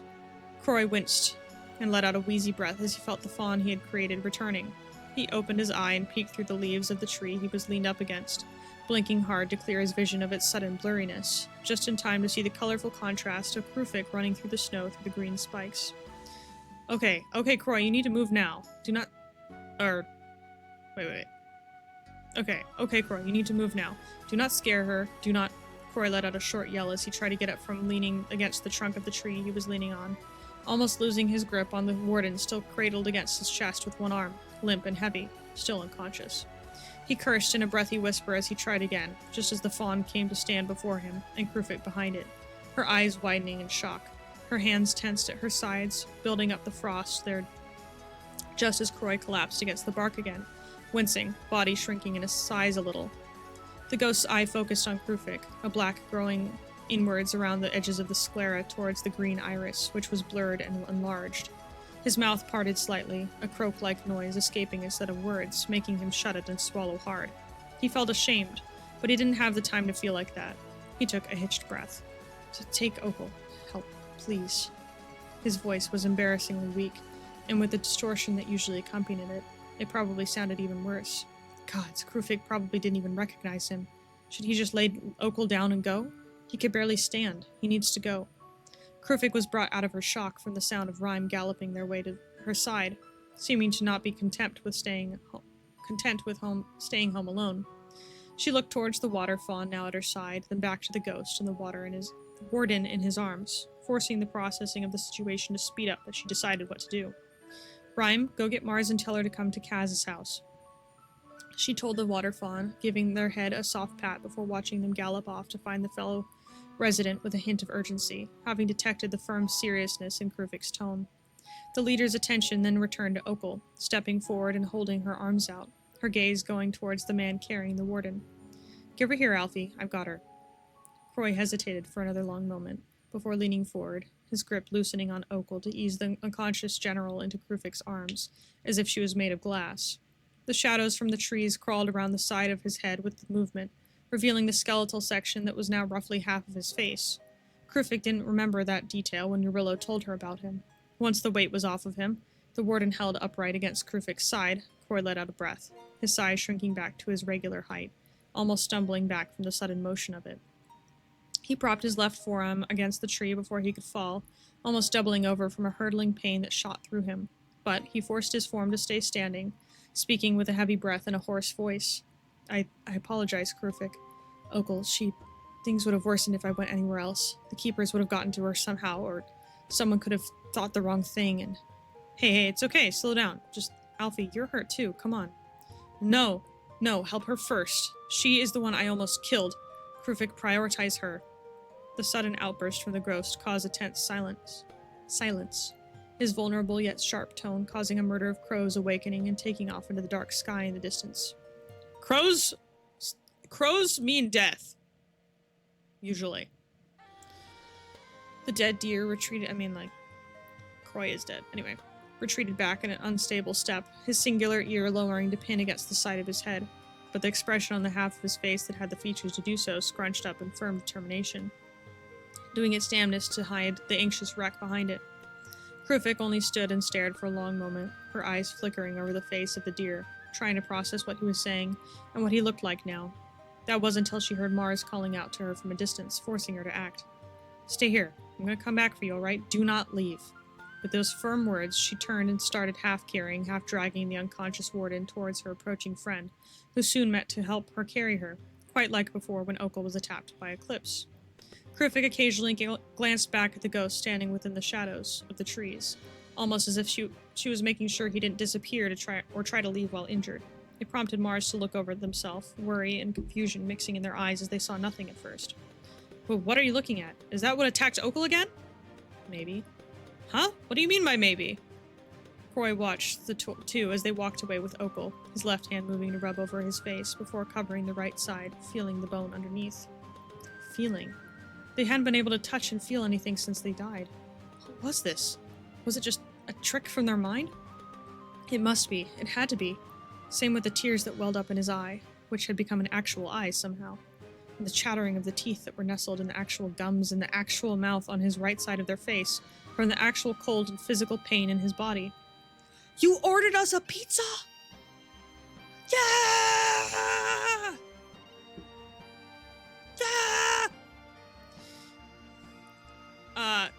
Continuing. He had buried his face into the side of his elbow and took a deep breath, leaning his back. Also, Virgil, it's probably half pepperoni, half cheese. That's usually what we do. Virgil, you missed one of my favorite pieces of writing in Lore Tuesday ever. It is, pretty long, but if you ever are bored and you want to read some really good writing from Lore Tuesday, I can send it to you. When I get pizza, I'll give you some, Cece. The shadowy fawn he had created to get Krufik trotted forward and bowed his head a little before it lost its shape and fell into a puddle of tar. It slowly crawled through the air and into the socket of where Croy's right arm would be, growing out into a mass that barely resembled what should have. Croy didn't care. He had almost killed Okel. That scene just kept repeating in his mind. How he stood over her, ready to hit her with a warhammer, wanting to crush her like everyone else she'd crushed under her boot. Wanting to hurt her like she hurt Froggy. Oh, I forgot about Froggy. Like she hurt Balios, like she hurt Light. Like how she could have hurt Kron, could have killed Kron, who had nothing to do with what Okena was doing. They just wanted to be his friend, wanting a friend when they were alone. But they were played like a fool and they probably didn't even know. Croy let it get like that. He should have done better, should have gotten himself home faster, should have protected Kron better, should have snapped the neck of that bastard first. The way Okel had stared up at him when he stood over her, the way she shook, the way she called him her father, called Croy Okena. She was afraid of him at that moment. He had scared her. It made him feel sick, disgusted with himself. He knew Okel was terrible. He knew what she can and will do, what she had done, but a monster like her, seeing him as the monster that made her how she is, as a monster he never wanted to be again, one he never wanted to be perceived as ever again. A moving shadow broke Croy from his spiral, his head snapping over to what was casting it, his teeth slightly bared and ear pinned back. He didn't know who he expected to be there. Remember Froggy and I planned fun lore near the HOE party and it never happened? Aw. He didn't know who he expected to be there. Eclipse? Okana somehow brought back to life? The gods know how much the people of this planet love doing that. In all honesty, when he saw who it actually was, part of him wished it was one of the two. Krufix sent me to make sure you don't leave. Eurillo's voice was a deep hum that resonated over the snow and wind that had begun to pick up around them at the edge of the pine forest. Calm and collected as it always was, at least to Croy. In a way, it annoyed him at that moment, but he held his tongue and spoke through gritted teeth, pulling back to try hide the state he was in a bit more, hiding his right arm behind his back and turning his face away. I can barely rock regardless. I'm not going anywhere. His tone came out a little blunter than he wanted, a crack occupying it to add salt to the wound of his breaking front. He couldn't even meet the god's gaze, his teeth still partially bared, trying to fight away the guilt from swallowing him whole. Or at least keeping it from being noticeable by anyone but himself. His pinned back ear picked up a hum from Eurillo, who took a small step closer, but slightly at an angle, as if trying to move subtly around Croy. The ghost had to resist from recoiling into himself, feeling if he did he would fall.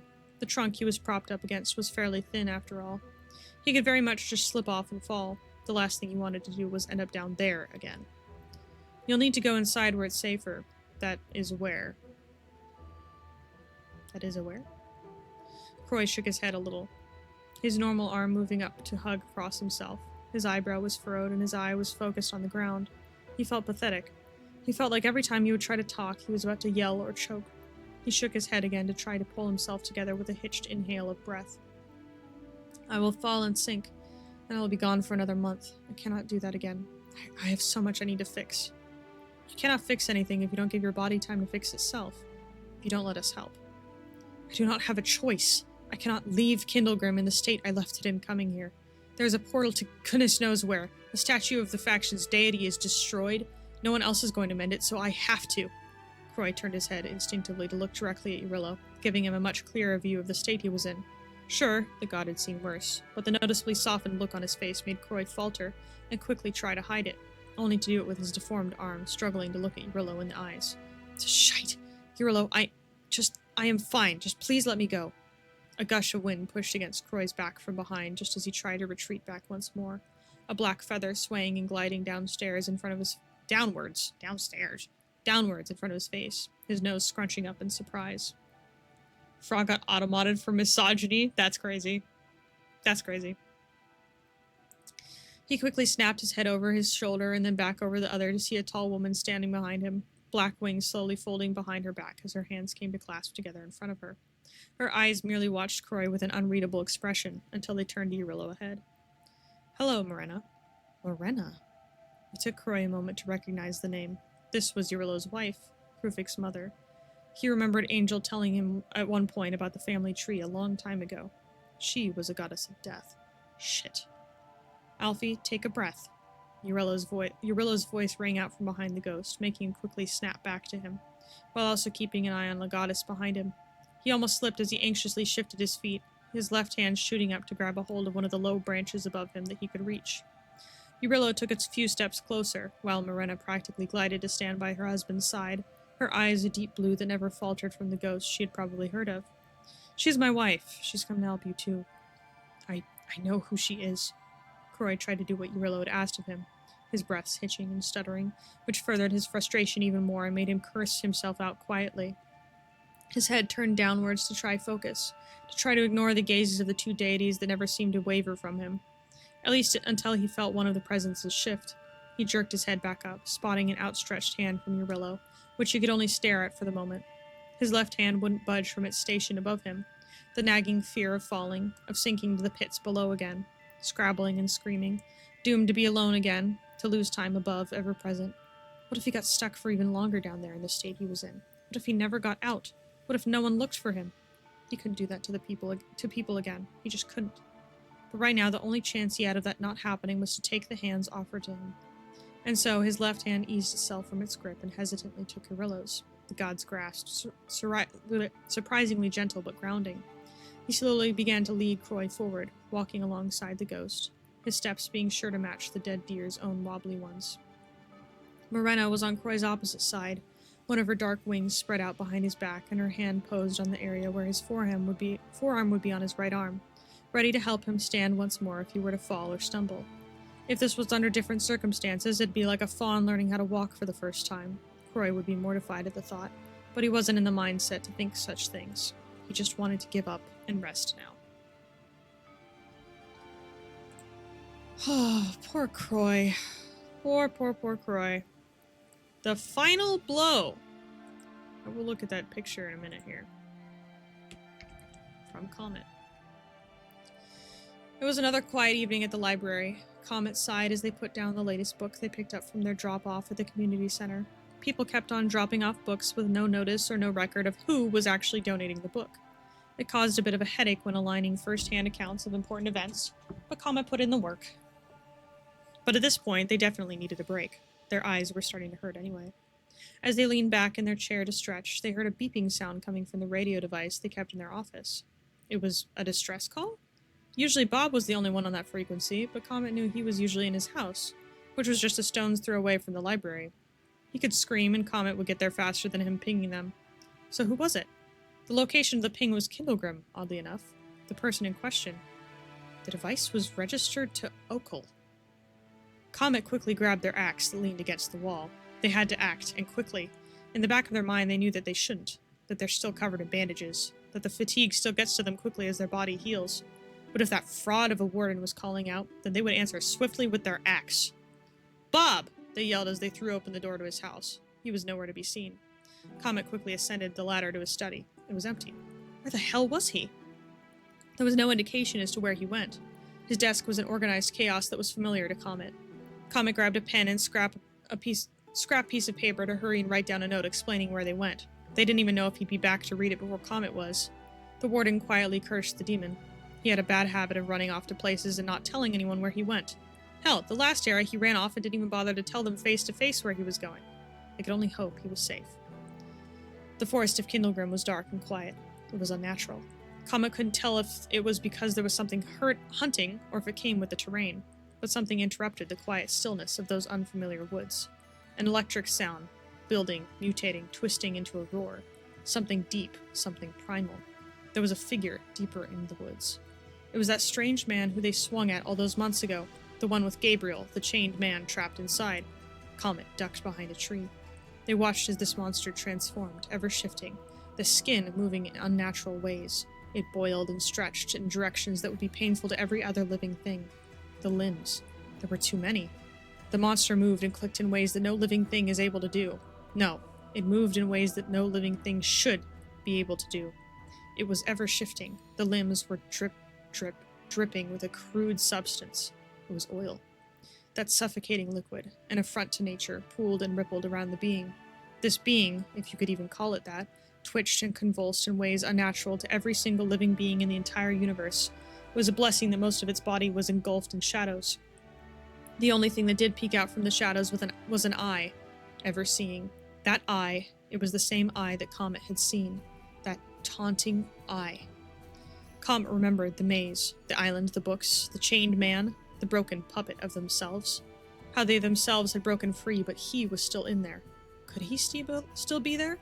The monster was muttering to itself, something unintelligible, an argument, a curse for anyone to hear. The being began to twist and turn, shuddering and twitching, almost as if it was looking for something, or someone. Comet remembered the words of the man in the maze, how he was trapped, how this was his prison, how he was stolen from. If the being housing him was unstable, what would that mean for Gabriel? On that island there had been a painting. A man stood tall behind a group of children. He was dressed in purple robes. It was Gabriel. Comet was the only person who had recognized him. His face had been scratched out and graffitied with a singular eye, much like that monstrous being that held them captive. The books, the defaced painting, the broken puppet of themselves. What did it mean? Gabriel had mentioned a plan, some great magnificent plan that he had started but then was stolen by the demon. A plan that involved Salatians, but whose goal even Gabriel forgot. Was he manipulating them? Forcing him to do his bidding? They looked once again at the twitching thing in front of them. They knew what they had to do. Last time, the thing had come to them on their own turf and Comet had broken free. This time, it was different. Comet's hands shifted to get a better grip on their axe. They shouldn't be doing this. They'd only just got out of the hospital against the better judgment of everyone. They still had bandages around their body, and their antler was still missing. but they couldn't just stand there. Hit the SOS button! Freya could blast this bitch to pieces! They made a promise to themselves that they would try and do good, and if that meant charging headfirst into a battle against an ever-changing electric demon, so be it. They gripped their axe, squared their shoulders, and charged headlong towards the demon, letting out a primal battle cry as they leapt through the air and brought their axe down with the force of every minuscule atom in their body. The eye of... a kaboom button? Just like a freaking button that's like, Freya, send a missile to this location.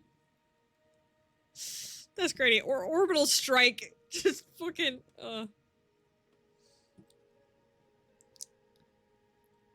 The eye shattered into a million glittering shards, and Comet felt that hauntingly horrific feeling again.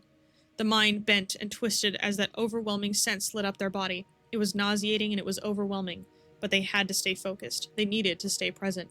They gripped their axe even tighter. They couldn't lose it now. Is this the Comet seeing again? They felt their body stretch across time and space, expand and contract down that rabbit hole again. They could feel their mind trying to slip and surrender to the madness, but they willed it to stay present. There was someone relying on them, the only person who could take down this demon. They landed roughly in the maze, their bodies sent into a blaze of pain. The ground was shaking as if there was an earthquake, even more violently than it had been when they were there last. This is it. The race against the clock began. Books started to fall off the shelves as the entire place seemed to be crumbling to the ground. The maze was unstable and ever shifting. Each time they got a short glimpse of Gabriel in the center, a moving shelf obstructed their view, as if it didn't want them to get to him. Gabriel! Comet shouted, trying to get their voice to reach him. Gabriel! It didn't work. The shelves began to close in on them, targeting the foreign invader and imprisoning them in the erratic mind of the puppet master. Fuck it. Comet's grip tightened on the axe as they raised it to waist height and they grit their teeth. They charged forward, barreling into shelves using their makeshift battering ram. The shelves splintered and the books went flying, but the librarian showed no sign of care as they came to a stop in the center of the labyrinth. Gabriel! Comet shouted, but the man had collapsed into a heap. The warden raced to his side. He's still alive, thank Rua. The black chains, suspended to the ceiling and bound to the limp man, had even more cracks than last time. The shaking got more and more violent. They had to get out of there, and fast. Comet gripped their axe tight. They took a deep breath and swung. The blade of the axe clashed with one of the links, sending sparks flying. The room started to shake more. Comet swung again, and again, and again, and again, until each chain was broken and the room was trying to knock them off their feet. Comet quickly bent down to the unresponsive but free man. Come on, wake up, get up!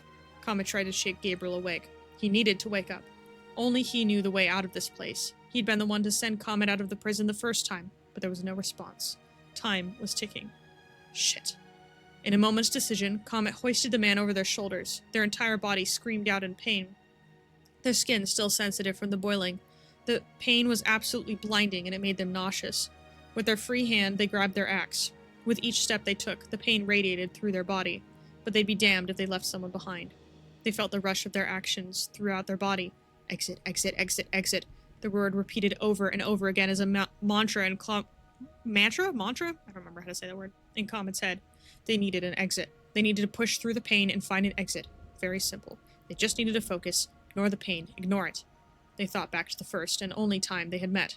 They didn't go through a physical exit. Rather, they were whisked away by some form of magic. It was purple, like the books. They looked around for any glimpse of purple, their vision significantly lessened since the loss of their antler. The walls were starting to crumble. They pushed on, scanning for any sign of the color, until they saw it. A large purple crystal. Comet didn't even stop to think about whether or not it could lead to the exit. They just pushed forward, trying to move as fast as they could while half-blind, injured, and with a full-grown man on their back. The world was collapsing, and Comet ran to the purple light. They had only hoped it was the right idea. Beams of light slowly began to filter through the pale leaves as the sun rose. Comet began to stir. They were collapsed into a heap, axe laying nearby. The air was pleasantly warm as a gentle breeze rustled through the forest. Their eyes opened slowly as they began to wake. For once, everything seemed calm. Until they remembered why they were laying in Kindlegrim, and they sat up with a start. You're finally awake, a voice said. The figure turned to face the sunrise on Solace. Comet got up slowly, watching closely as they retrieved their axe and slowly approached the unknown figure. It wasn't the electric demon. The man turned slowly to face the blind librarian, eye patch across his face. Gabriel? Comet said softly in disbelief. The man smiled. It's nice to finally meet you in person, Comet. I don't feel good about this Gabriel person. They're connected to Gatsby. I don't feel good about them. Knowing it's a bagel character, this is absolute peak art. Absolute peak art. Reminds me of the end of Undertale.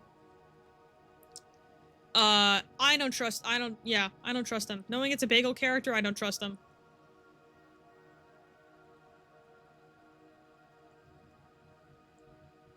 But this is fantastic. Gabriel doesn't need slander to his name. Yes, he does. Yes, I love the glitching eye too. It's so good. I don't know how you did it. The swirling and like the... Ugh. Ugh. Gives me the heebie-jeebies. Uh-oh, missing person. That's not gonna bode well.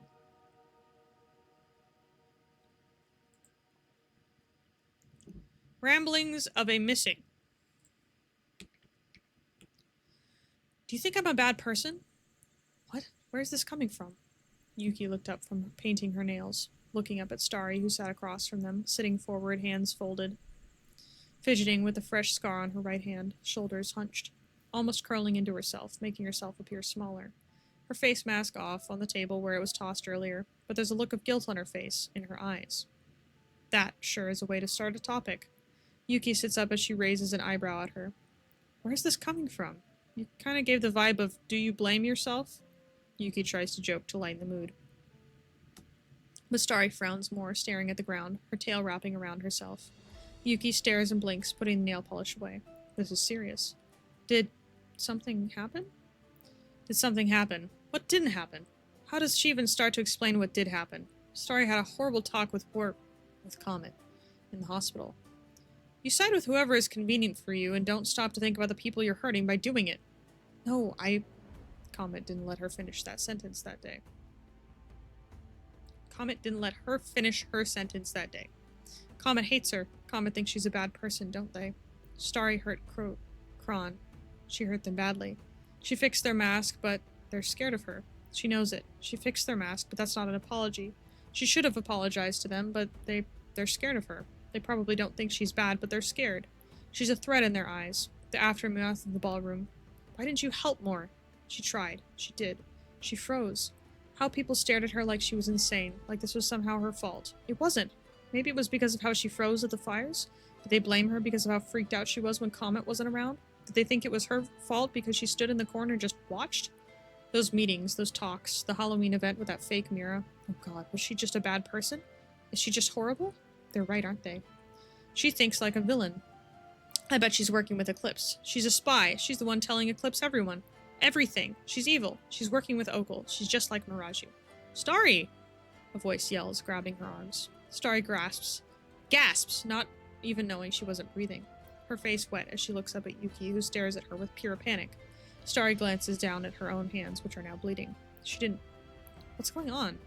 Yuki softly says, kneeling some to her level. Starry stares at her, then looks away, looking out of the window nearby, staring at the snow falling. Please talk to me. Am I a bad person? Why are you asking that? Please, Yuki, please don't leave me. Shaky hands reach out, grabbing their arms as tears fall down her face. Please, please, please, please, she sobs, begging at her. I'll tell you everything, I will, I promise. Just please don't leave me. I don't want to be alone. She sobs harder, unsure if her words are even words as she rambles and babbles between sobs. She didn't mean to be a bad person. She didn't mean to lose her family and friends. She doesn't want to lose Yuki also. Can't lose Yuki. In the center right front of Comet, there's a very faint dark purple figure. It's Gabriel.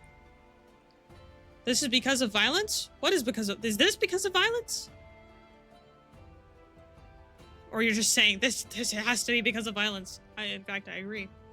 After a bit of sobbing, Starry finally talks. Her past, about Guava, her siblings, her family, about Havoc, his grave, destroyed, Elvira, the deal with Gatsby that was useless, pointless, everyone and everything, about seeing Okul in the woods and just leaving like a coward, not wanting to deal with whatever aftermaths they bring. What happened at those faction meetings, how everyone stared at her like a freak when she just wanted to protect Comet. What she thought of after to meet Okul or Violence, wanting to see how their brains worked. What happened at the ballroom, how she hurt Kron, how Croy is missing and it's her fault. It's always her fault. She talked about her planet, the customs, the norms. She talked about the house's execution of Balios, what she thought about it, about Balios himself. How others thought she was insane, how they stared at her like a freak when she mentioned another grave to be made. She's evil, isn't she? She's just a demon from hell who truly does deserve death or worse. She's just like a Miraju, isn't she? Isn't she? She's just like Eclipse. She's probably going to lose Yuki now, isn't she? Yuki stares down at Starry in their arms as she just talks, holding her close. She notices a recurring trend, a pattern. Whenever Starry thought a villain was cool, as she said, she'd get yelled at, or at least receive disgusted stares from others for her thoughts. Yuki glances at the falling snow out the window in the corner of their eyes, then at the tired Starry in their arms. She gently pushes back some of Starry's hair as she holds her closer, like a protective older sister. How about you stay with me, at least till everything blows over? No. Starry opened her mouth to say something, but Yuki quickly hushes her. If you're... She looks away, looking for the wording, then back down at Starry. If your family unit is truly worried about you, truly care about you, they would try to find you, right? I mean, they'd make an attempt, correct? So stay here, with me. You can bring the pets and just relax. She hugs her closer. At least till you feel better? They softly suggest to her. Starry looks up at Yuki as some stray tears fall down her face. She looks down slightly before giving a small sniffle and nods, rubbing her eyes with her hand, trying to wipe away the tears. Okay. Yuki doesn't hate her. She didn't lose Yuki. She didn't lose Snow. It did seem like a nice idea anyways. Anyway, away in the cold mountain with Yuki, away from everyone and everything. They can hate her at a distance and she doesn't have to see their expressions while they do it. A win-win. Comet can hate her, Kron can fear her, everyone can hate her, and she doesn't have to physically see it. Perfect. Comet yelled at Starry because they know she sympathized with him. Ah, yeah! That's fair. So, Starry isn't actually missing. She's just choosing to go missing. Fair. Who put up the poster then?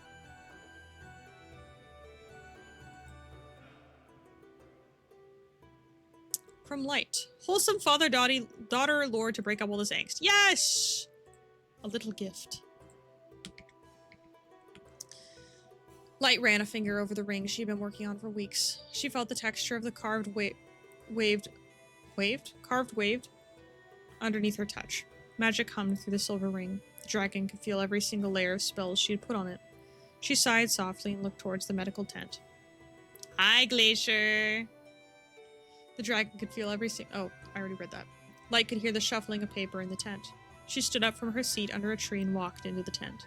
Waters sat at his desk, shuffling through papers. He looked up towards his daughter as she entered.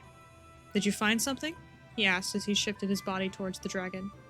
No, Light responded as she walked over. I wanted to check on you, especially after learning about you losing a bit of time. Light. I know what that is like, she added quickly before her dad could continue. Not for the same reasons you're going through, but I know it in a similar sense. Waters seemed to pause as if surprised that she could relate in any sense. She offered a small smile. My original planet, time was incredibly slow on it due to it orbiting a black hole, she said softly. I grew up used to that slower sense of time. I'd lose time if I'm not doing anything or have... Okay, technically would it be faster time because... Yeah, because you're experiencing like 1,000 years or whatever. And outside of your planet, it's only 10 years on Solace. So Solace is slower. Pretty sure.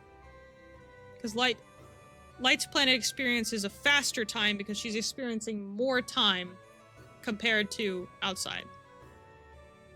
It's like 600 years has passed on her planet, where on Solace has been 6 years. Anyway. I'd lose time if I'm not doing anything or have no anchors to notice the passage of time. The time there is very behind? Okay, but how is Light, like... How is Light so old, then? That's my question. Because Light has experienced, like, hundreds of years or whatever since the Great Anomaly, but it's only been 7 years since the Great Anomaly. So her planet experiences time faster, because more time passes. Right?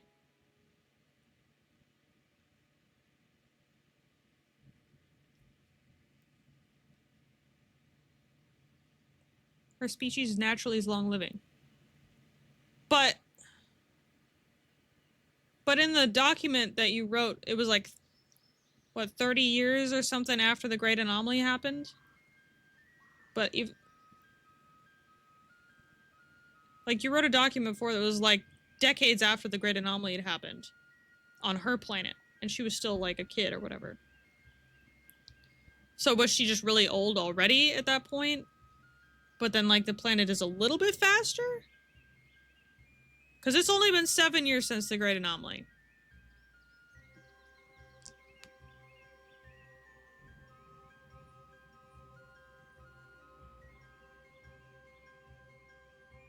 I'm just confused and I want to understand.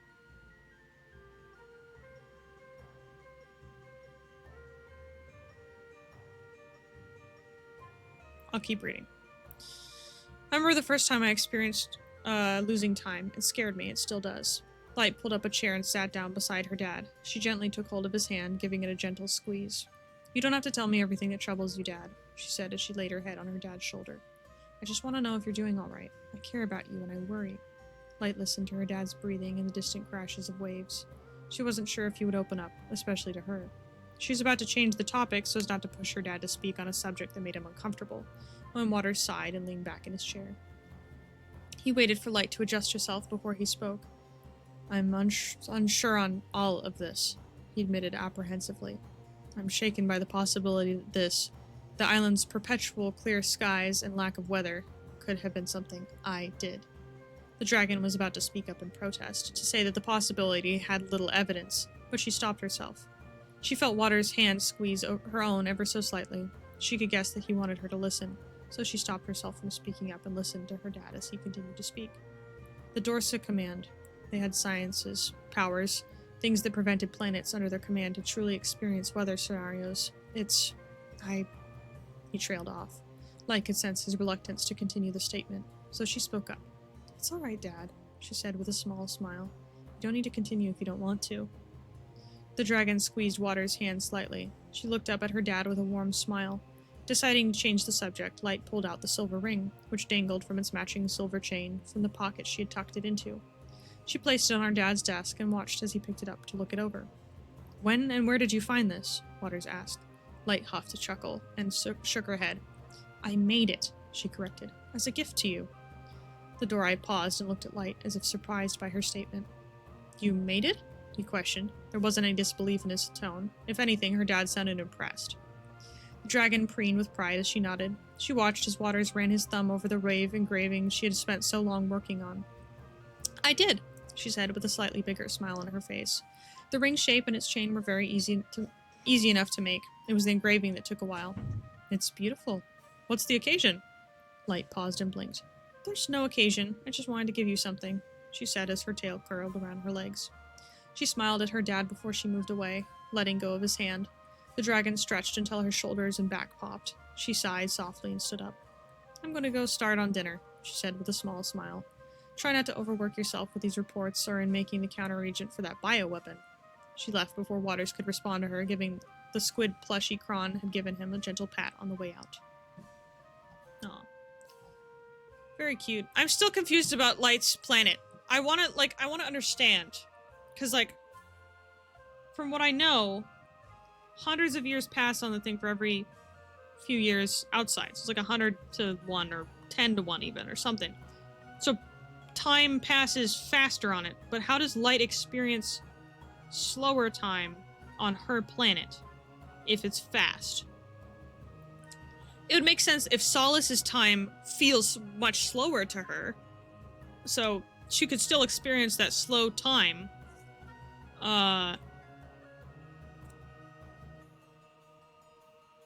But more years in the span of 1 year outside, if that makes sense. I'm just confused. The 10th entry, Longing. Many things have changed. Oh, here we go. I don't know how to explain it. Her goddess interferes in the planet's time, but yeah, the time the anomaly happened, Light was near 2100 at the time. Yeah. I understand the, she's old. She could be old up to that point or whatever. But, how... I just wonder, how how does time move slower, but more time passes? Because that's contradictory. I don't know. I finally made myself at home on Solace, yet now I can only think about the people I wish were here. Well, specifically the one person I've always missed in this world. A person who died so long ago I can't remember her face. I miss her. I miss my mother. From Vire. Something feels off. I wonder what it could be. Oh no, not the heads again. Not the Freya ritual. Thank you. Oh!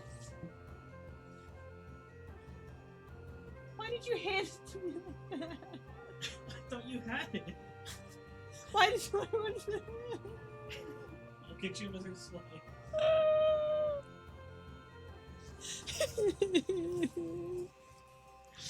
A pizza fell. A pizza slice fell. I'm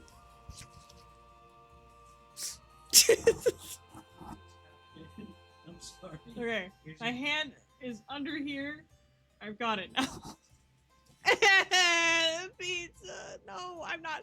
The floor down here is dirty. I am not eating it off the floor. Mmm. Mmm. That's good pizza. Okay. The ritual shall commence. No prayer shall save you now. Okay. We have Zinnia. Alone in her hospital room, Zinnia opens her eyes. What? Poor thing. Oh, she's gone through so much. She's just trying to stop Eclipse. New cybernetics, same lucky. Oh. Oh. 13. 13 cyberware units installed into Lucky's brain.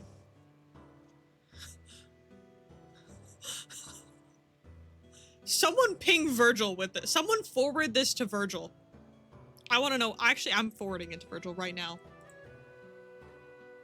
Hold on, it's going to show Virgil's DMs.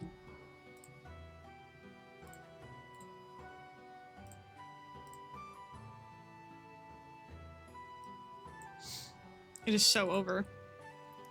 Lucky would defend Magos? No way. That's because you have the cybernetic brain pieces. That you installed the freaking Magos defense unit. This is a pretty impressive work of art, including for me. One misstep and they would have just become a slab of meat on my operating table. I'm making them get some fresh air now. Of course, I did thorough testing to make sure they aren't mauling anyone when they get out. There will be some side effects, like with all new cybernetics. I informed them to say it was an accident on their behalf, and I try. Please lie and say I wasn't involved. I tried my best to fix them up. I am pretty great. Bro, this is why I'm so sad that the Marcelo v. Magos thing got delayed. Because this is like Immovable Object meets, like, what's it called? Like, two of the most biggest ego assholes on the planet fighting each other. While they mingle, I can continue to do my work. Not to say my doubts, but I have a feeling Lucky is not working on an actual cure, just some false hopes. It may not seem it, but Lucky is just as self-serving as I. He's self-aware. Scarab 53. This is the Scarab? Oh, he's telling Scarab 53 end data log. Okay. That's crazy. Alright, we have, Eclipse. Good news. I've got some intel on Freya. Bad news. She's like Omen. At least I think she is. Or something similar. I saw her destroy an entire chunk of the forest in less than a second. She was blinking in and out of the area, flying. She created a building out of thin air. She's... fuck. She might be out of the question. I'll keep watching, but if she's like Omen, there's nothing I can do alone. Ooh. It's very interesting thinking about the fact that, like, Echo and Omen don't... I'm guessing that the Omen has a different word for Lumerian, because Lumerian was made by Marcelo, the word. Because Freya's like, I don't know what I am. We just kind of were. We just were and are. Like, we don't really call ourselves anything, especially not in English. They probably have it in some gravity wave thing, but, like, it's kind of hard to translate. But, yeah, Owen probably has a different word for it. Eclipse just has no fucking clue what he is. I doubt he told her. Anyway. From Kaina, log number 1. By now it has been a few months since she locked me down here. I'm wondering how Angel is doing. I know about Susu. I had a feeling that it happened soon. I've been slowly trying to make my way out of this spot, but without a pickaxe I can't get out so easily. It feels like it's been a year even though I know it hasn't. Has it? Not too sure. I'm starting to forget what Angel looks like and it pains me. He's probably going through so much right now. He's lost his sister. I wish I could have protected both of them more. I did my best to protect them from Loomis. I don't know what happened to her. I felt more relieved recently and I don't know why. Maybe she's dead? I have no clue. The winner takes it all, as they called it. I am hoping that Loomis is not the winner of this battle. If Solace's year is currently 2498, the year on Light's planet will be behind in 2398. It's not ahead in time. Its orbit is slow as well. I don't know how else to explain. So wait, how is it... So what year did the Great Anomaly happen on that planet? Because if time moves slower there, it should be at earliest 2391. Or like 92 if it's like a little bit, because it was December 20. So it should be, yeah.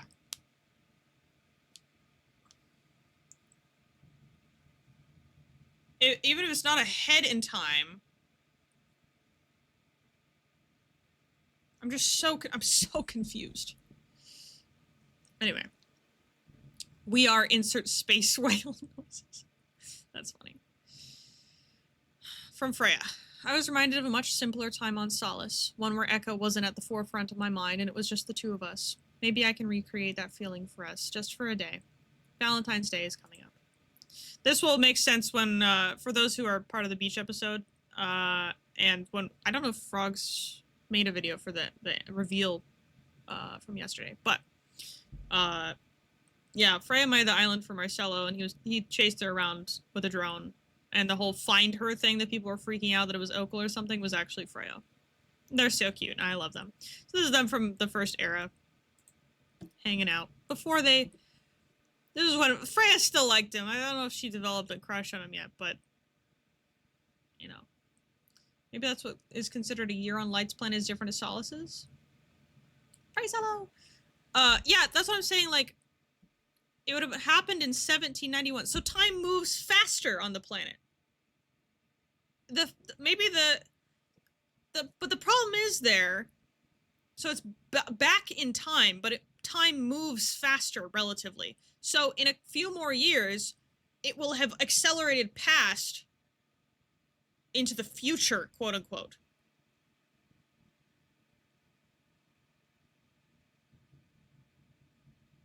Because if that's like 600 years or whatever.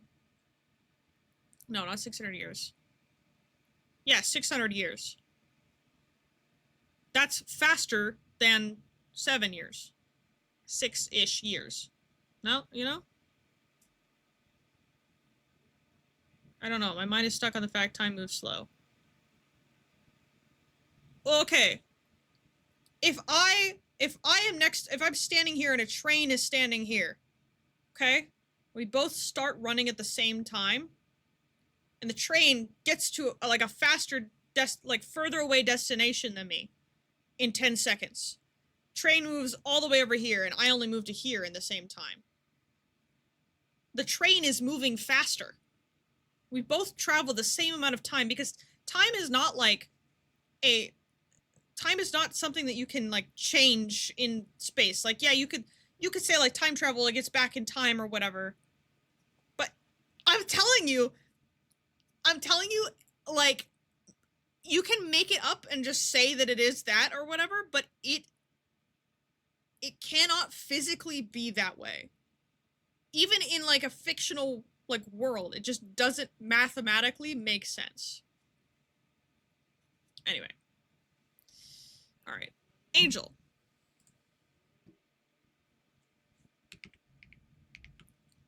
Zoka the teacher lets you watch Bill Nye in class. Angel walked into the house that used to be Onyx's. Onyx had redesigned his house before he died. Dark. Angel's lore is just someone always dies. Let Angel have lore where someone doesn't die or isn't dying actively. Challenge impossible. Dark oak walls in some rooms. Pale. It's been years, Angel. I'm not gonna lie. Pale oak walls in one of the rooms. He blocked off the opening to the basement, where that tree, which is blown up now, was.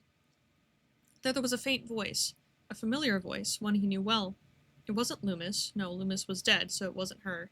It'd be impossible. Kaina. That's where he knew that voice from. He listened a bit closer and went to the wall he heard it from. He used his axe, the one from Alfie, and broke the wall, then got out his pickaxe and dug down until he dropped down into this little hole where there was a grave with Kaina's name on it. Then he looked around a bit more and saw Kaina herself. Kaina? Angel asked, not too shocked but surprised.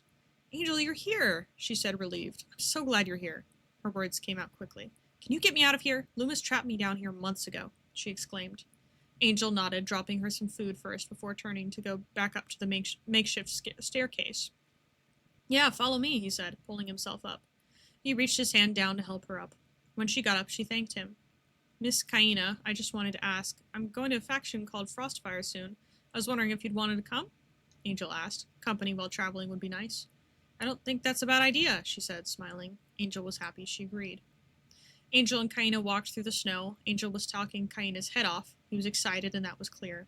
Kaina listened, occasionally responding. I'm so happy I found you, he said. I'm so happy I have pizza.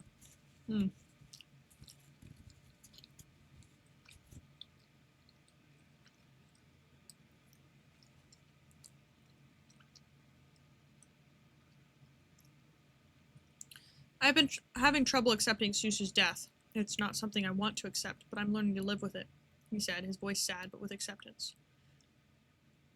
Do you think we're there yet? Angel asked. He was nervous to see them. Krufik and Urilla was the most. I'm not sure, Angel. I'd hope so, Kaina responded, her voice gentle as it usually was. I'm wondering what they're going to think when they see me. They haven't seen me for so long, Angel said, sighing. I'm kind of scared, even though I shouldn't be. They're my family in a way, he mumbled. He didn't know why he's scared. The adoption never became official, but Urilla told me himself that he cared about me like I was his own. Angel's voice was quiet.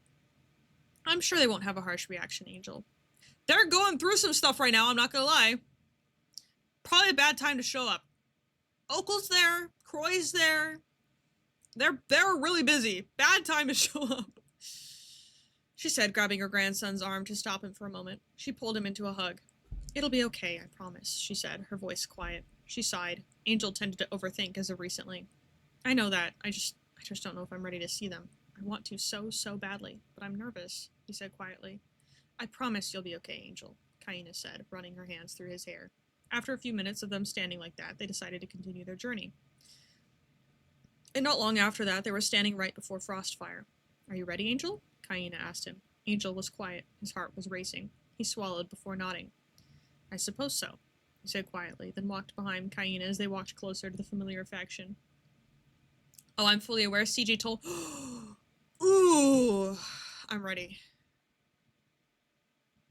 The Myth of Choice. From Lux. In some ways, Solace felt too close-knit. Not an adopted family manner, but a criminal underground one that everyone had some form of connection to. Or at least that was how Lux felt as they looked over the long overdue defense form of the House of Ocular Enlightenment. Okel couldn't have returned it, which meant she still had enough followers for one of them to feel safe, acknowledging the formerly defunct faction was still operating. They knew Okel had no part in the ballroom disaster, for once. Her lack of boasting only solidified that opinion in Lux's head. No, it was the aftermath they struggled to conceptualize. Too much remained hidden just below the surface. Sure, there were responses to Freya, but they were comfortable showing their distaste. That could be managed. In theory, at least, but people are never that simple. The expectations for the judges remained high, despite the oddly fluid borders of the title creating an increase in weakness. However, they didn't expect the attitude change towards one of the most charismatic figures on Solace. Not that the head judge was doing much to fix it. Her busy schedule remaining private from the public. If they were going to avoid a mass movement to a more volatile figure, changes needed to be made.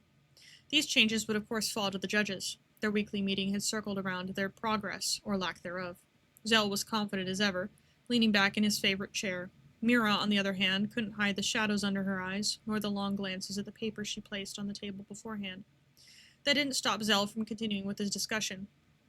Whoever was responsible for the bomb needs to be held liable. It doesn't matter if Freya should have increased security or not. That's something that should be addressed to the public. Lux usually appreciated his no-politics position, but currently it just felt like another barrier to overcome.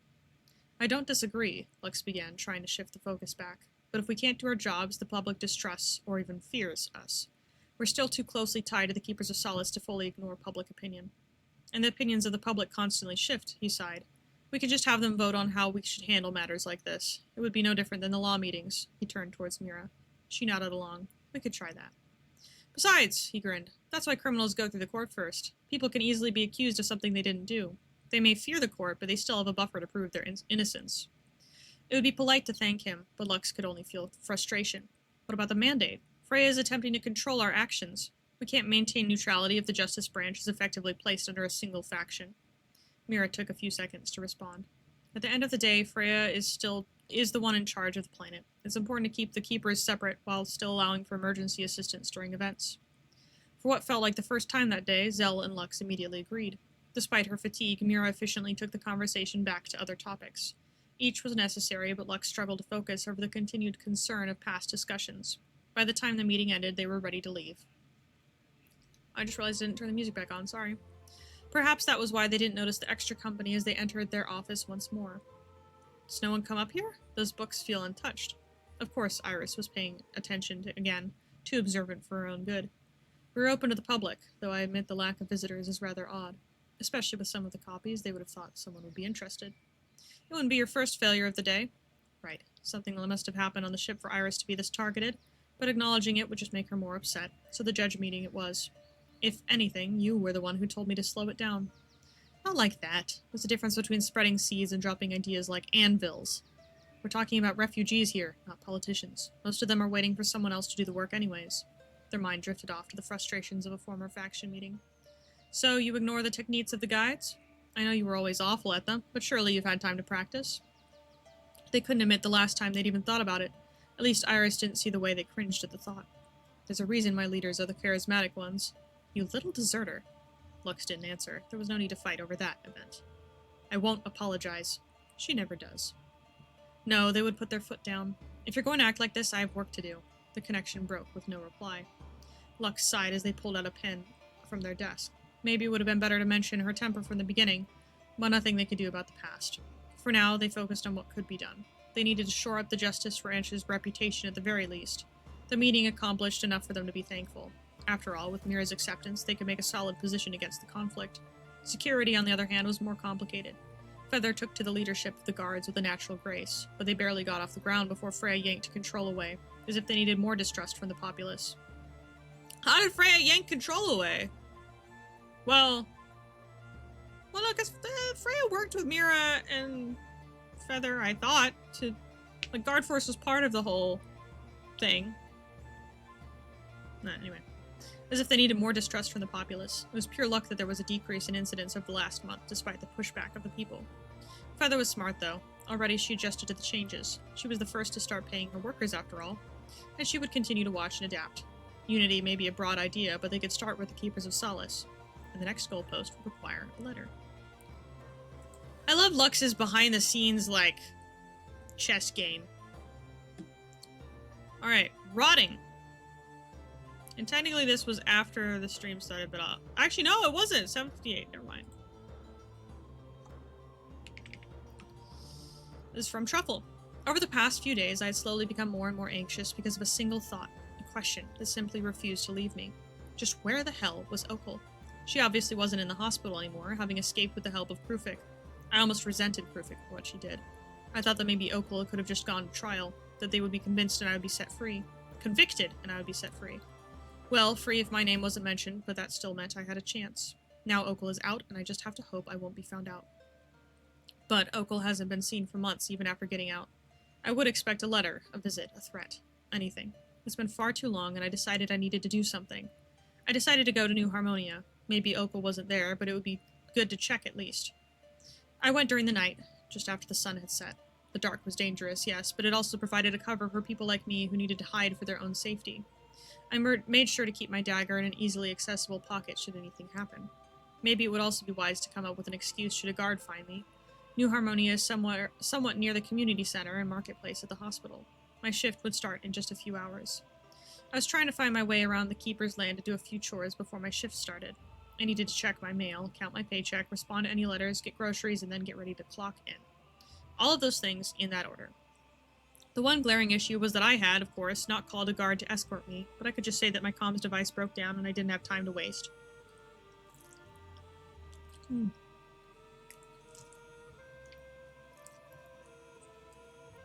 Pizza!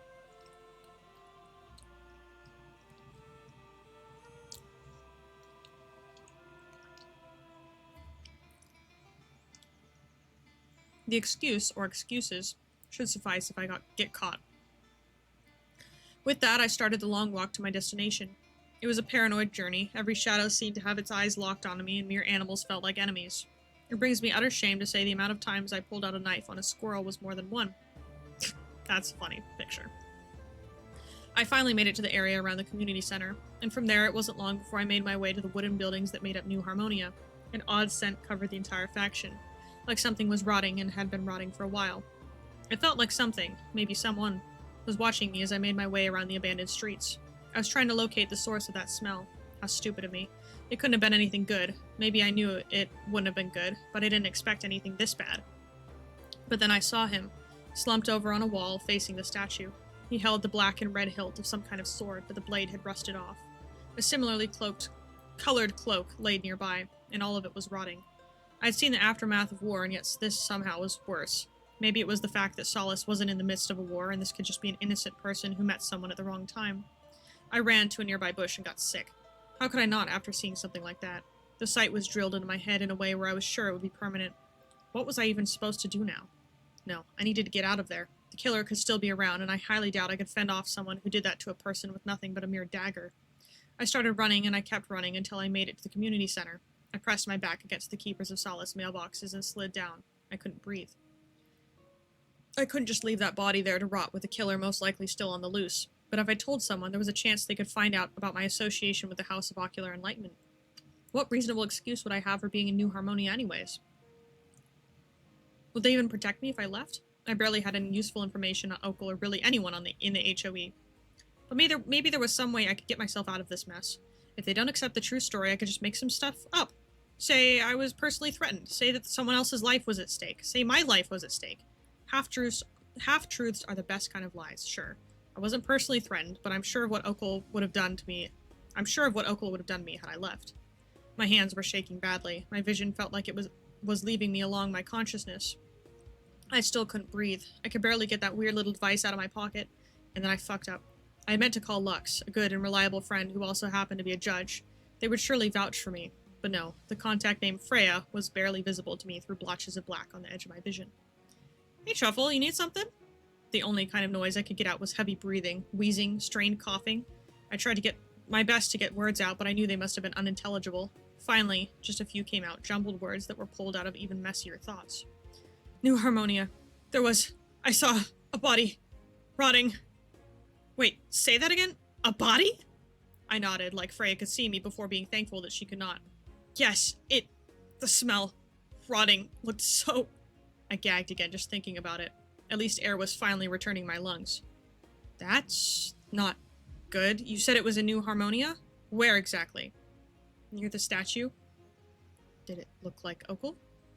It didn't even look like a person.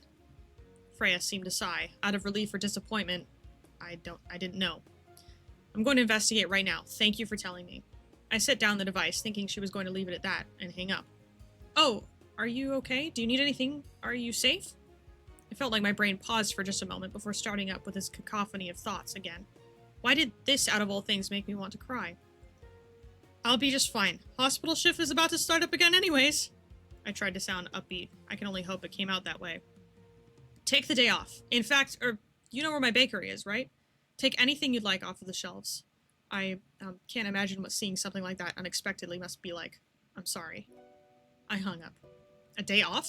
That sounded like the worst possible idea right now. At home, alone with no distractions from what I had just seen, I'll pass.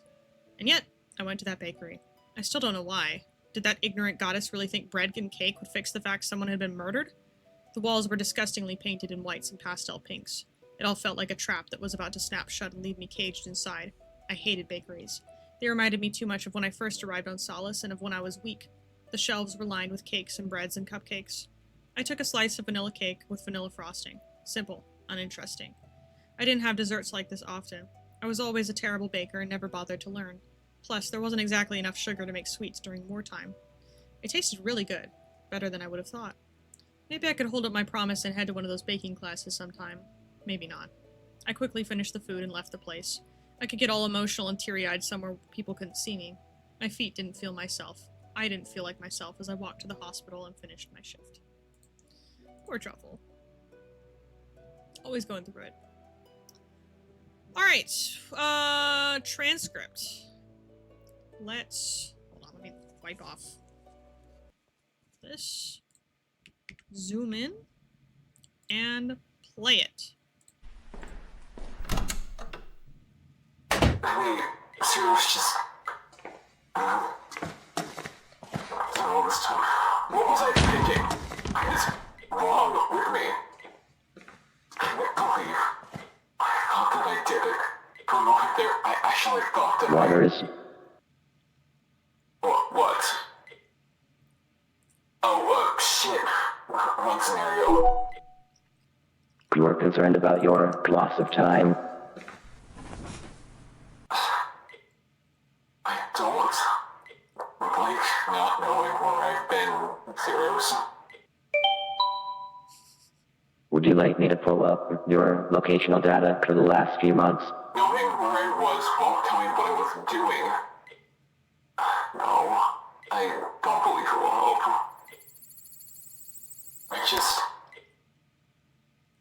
It wasn't me. The times I don't remember, it wasn't me.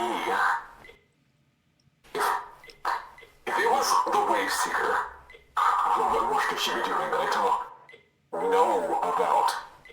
Where does she go when she's not over my shoulder or in my mind? I'm just concerned. You are concerned about your role on this planet. It's complicated. Now. Yes, before you buzz me.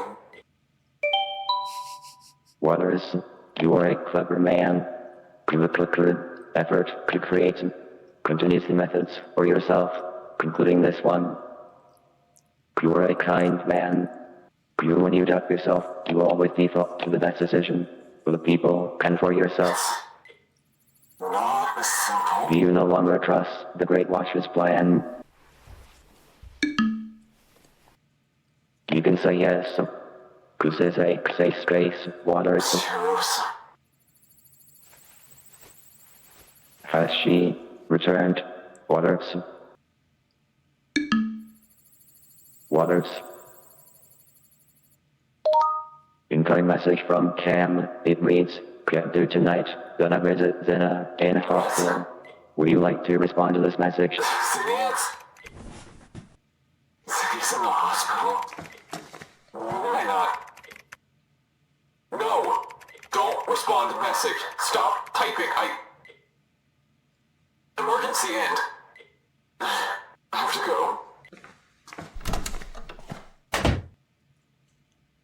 I love how every medical symptom thing is like anxiety solution therapy.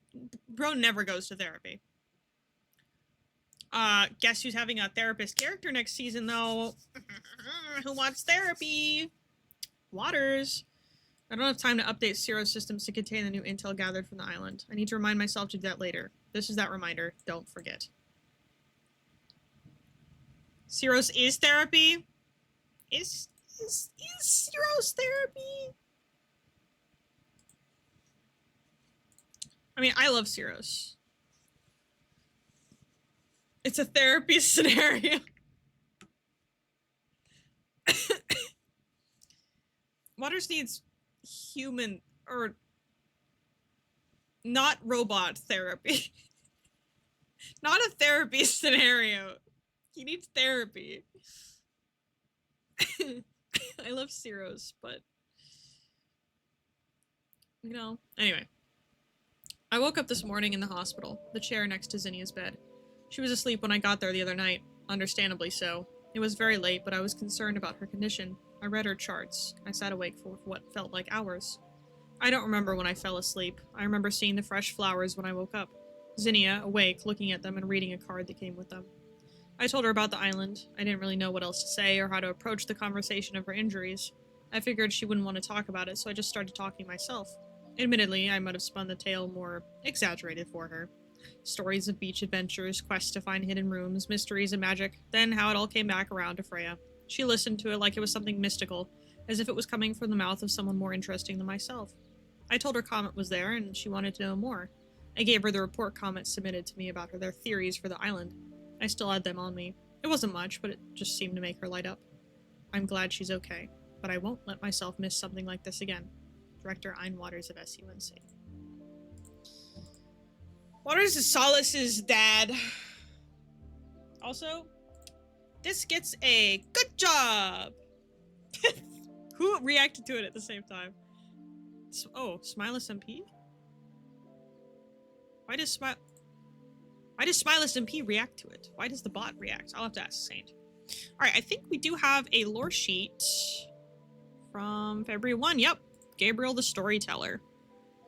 Species Erdarian Shapeshifter. Age I'm old. Home Desolate Spear. Backstory: I was once a caretaker of an orphanage, but ever since the Great Anomaly they are gone. I made a few mistakes and now I'm here on Solace. Skills: I'm good at archery, shapeshifting, storytelling, and looking to dive into some gardening. Weaknesses: what is a communicator device? Google put, what was the, someone made a meme. Bots that a double check our review. Oh.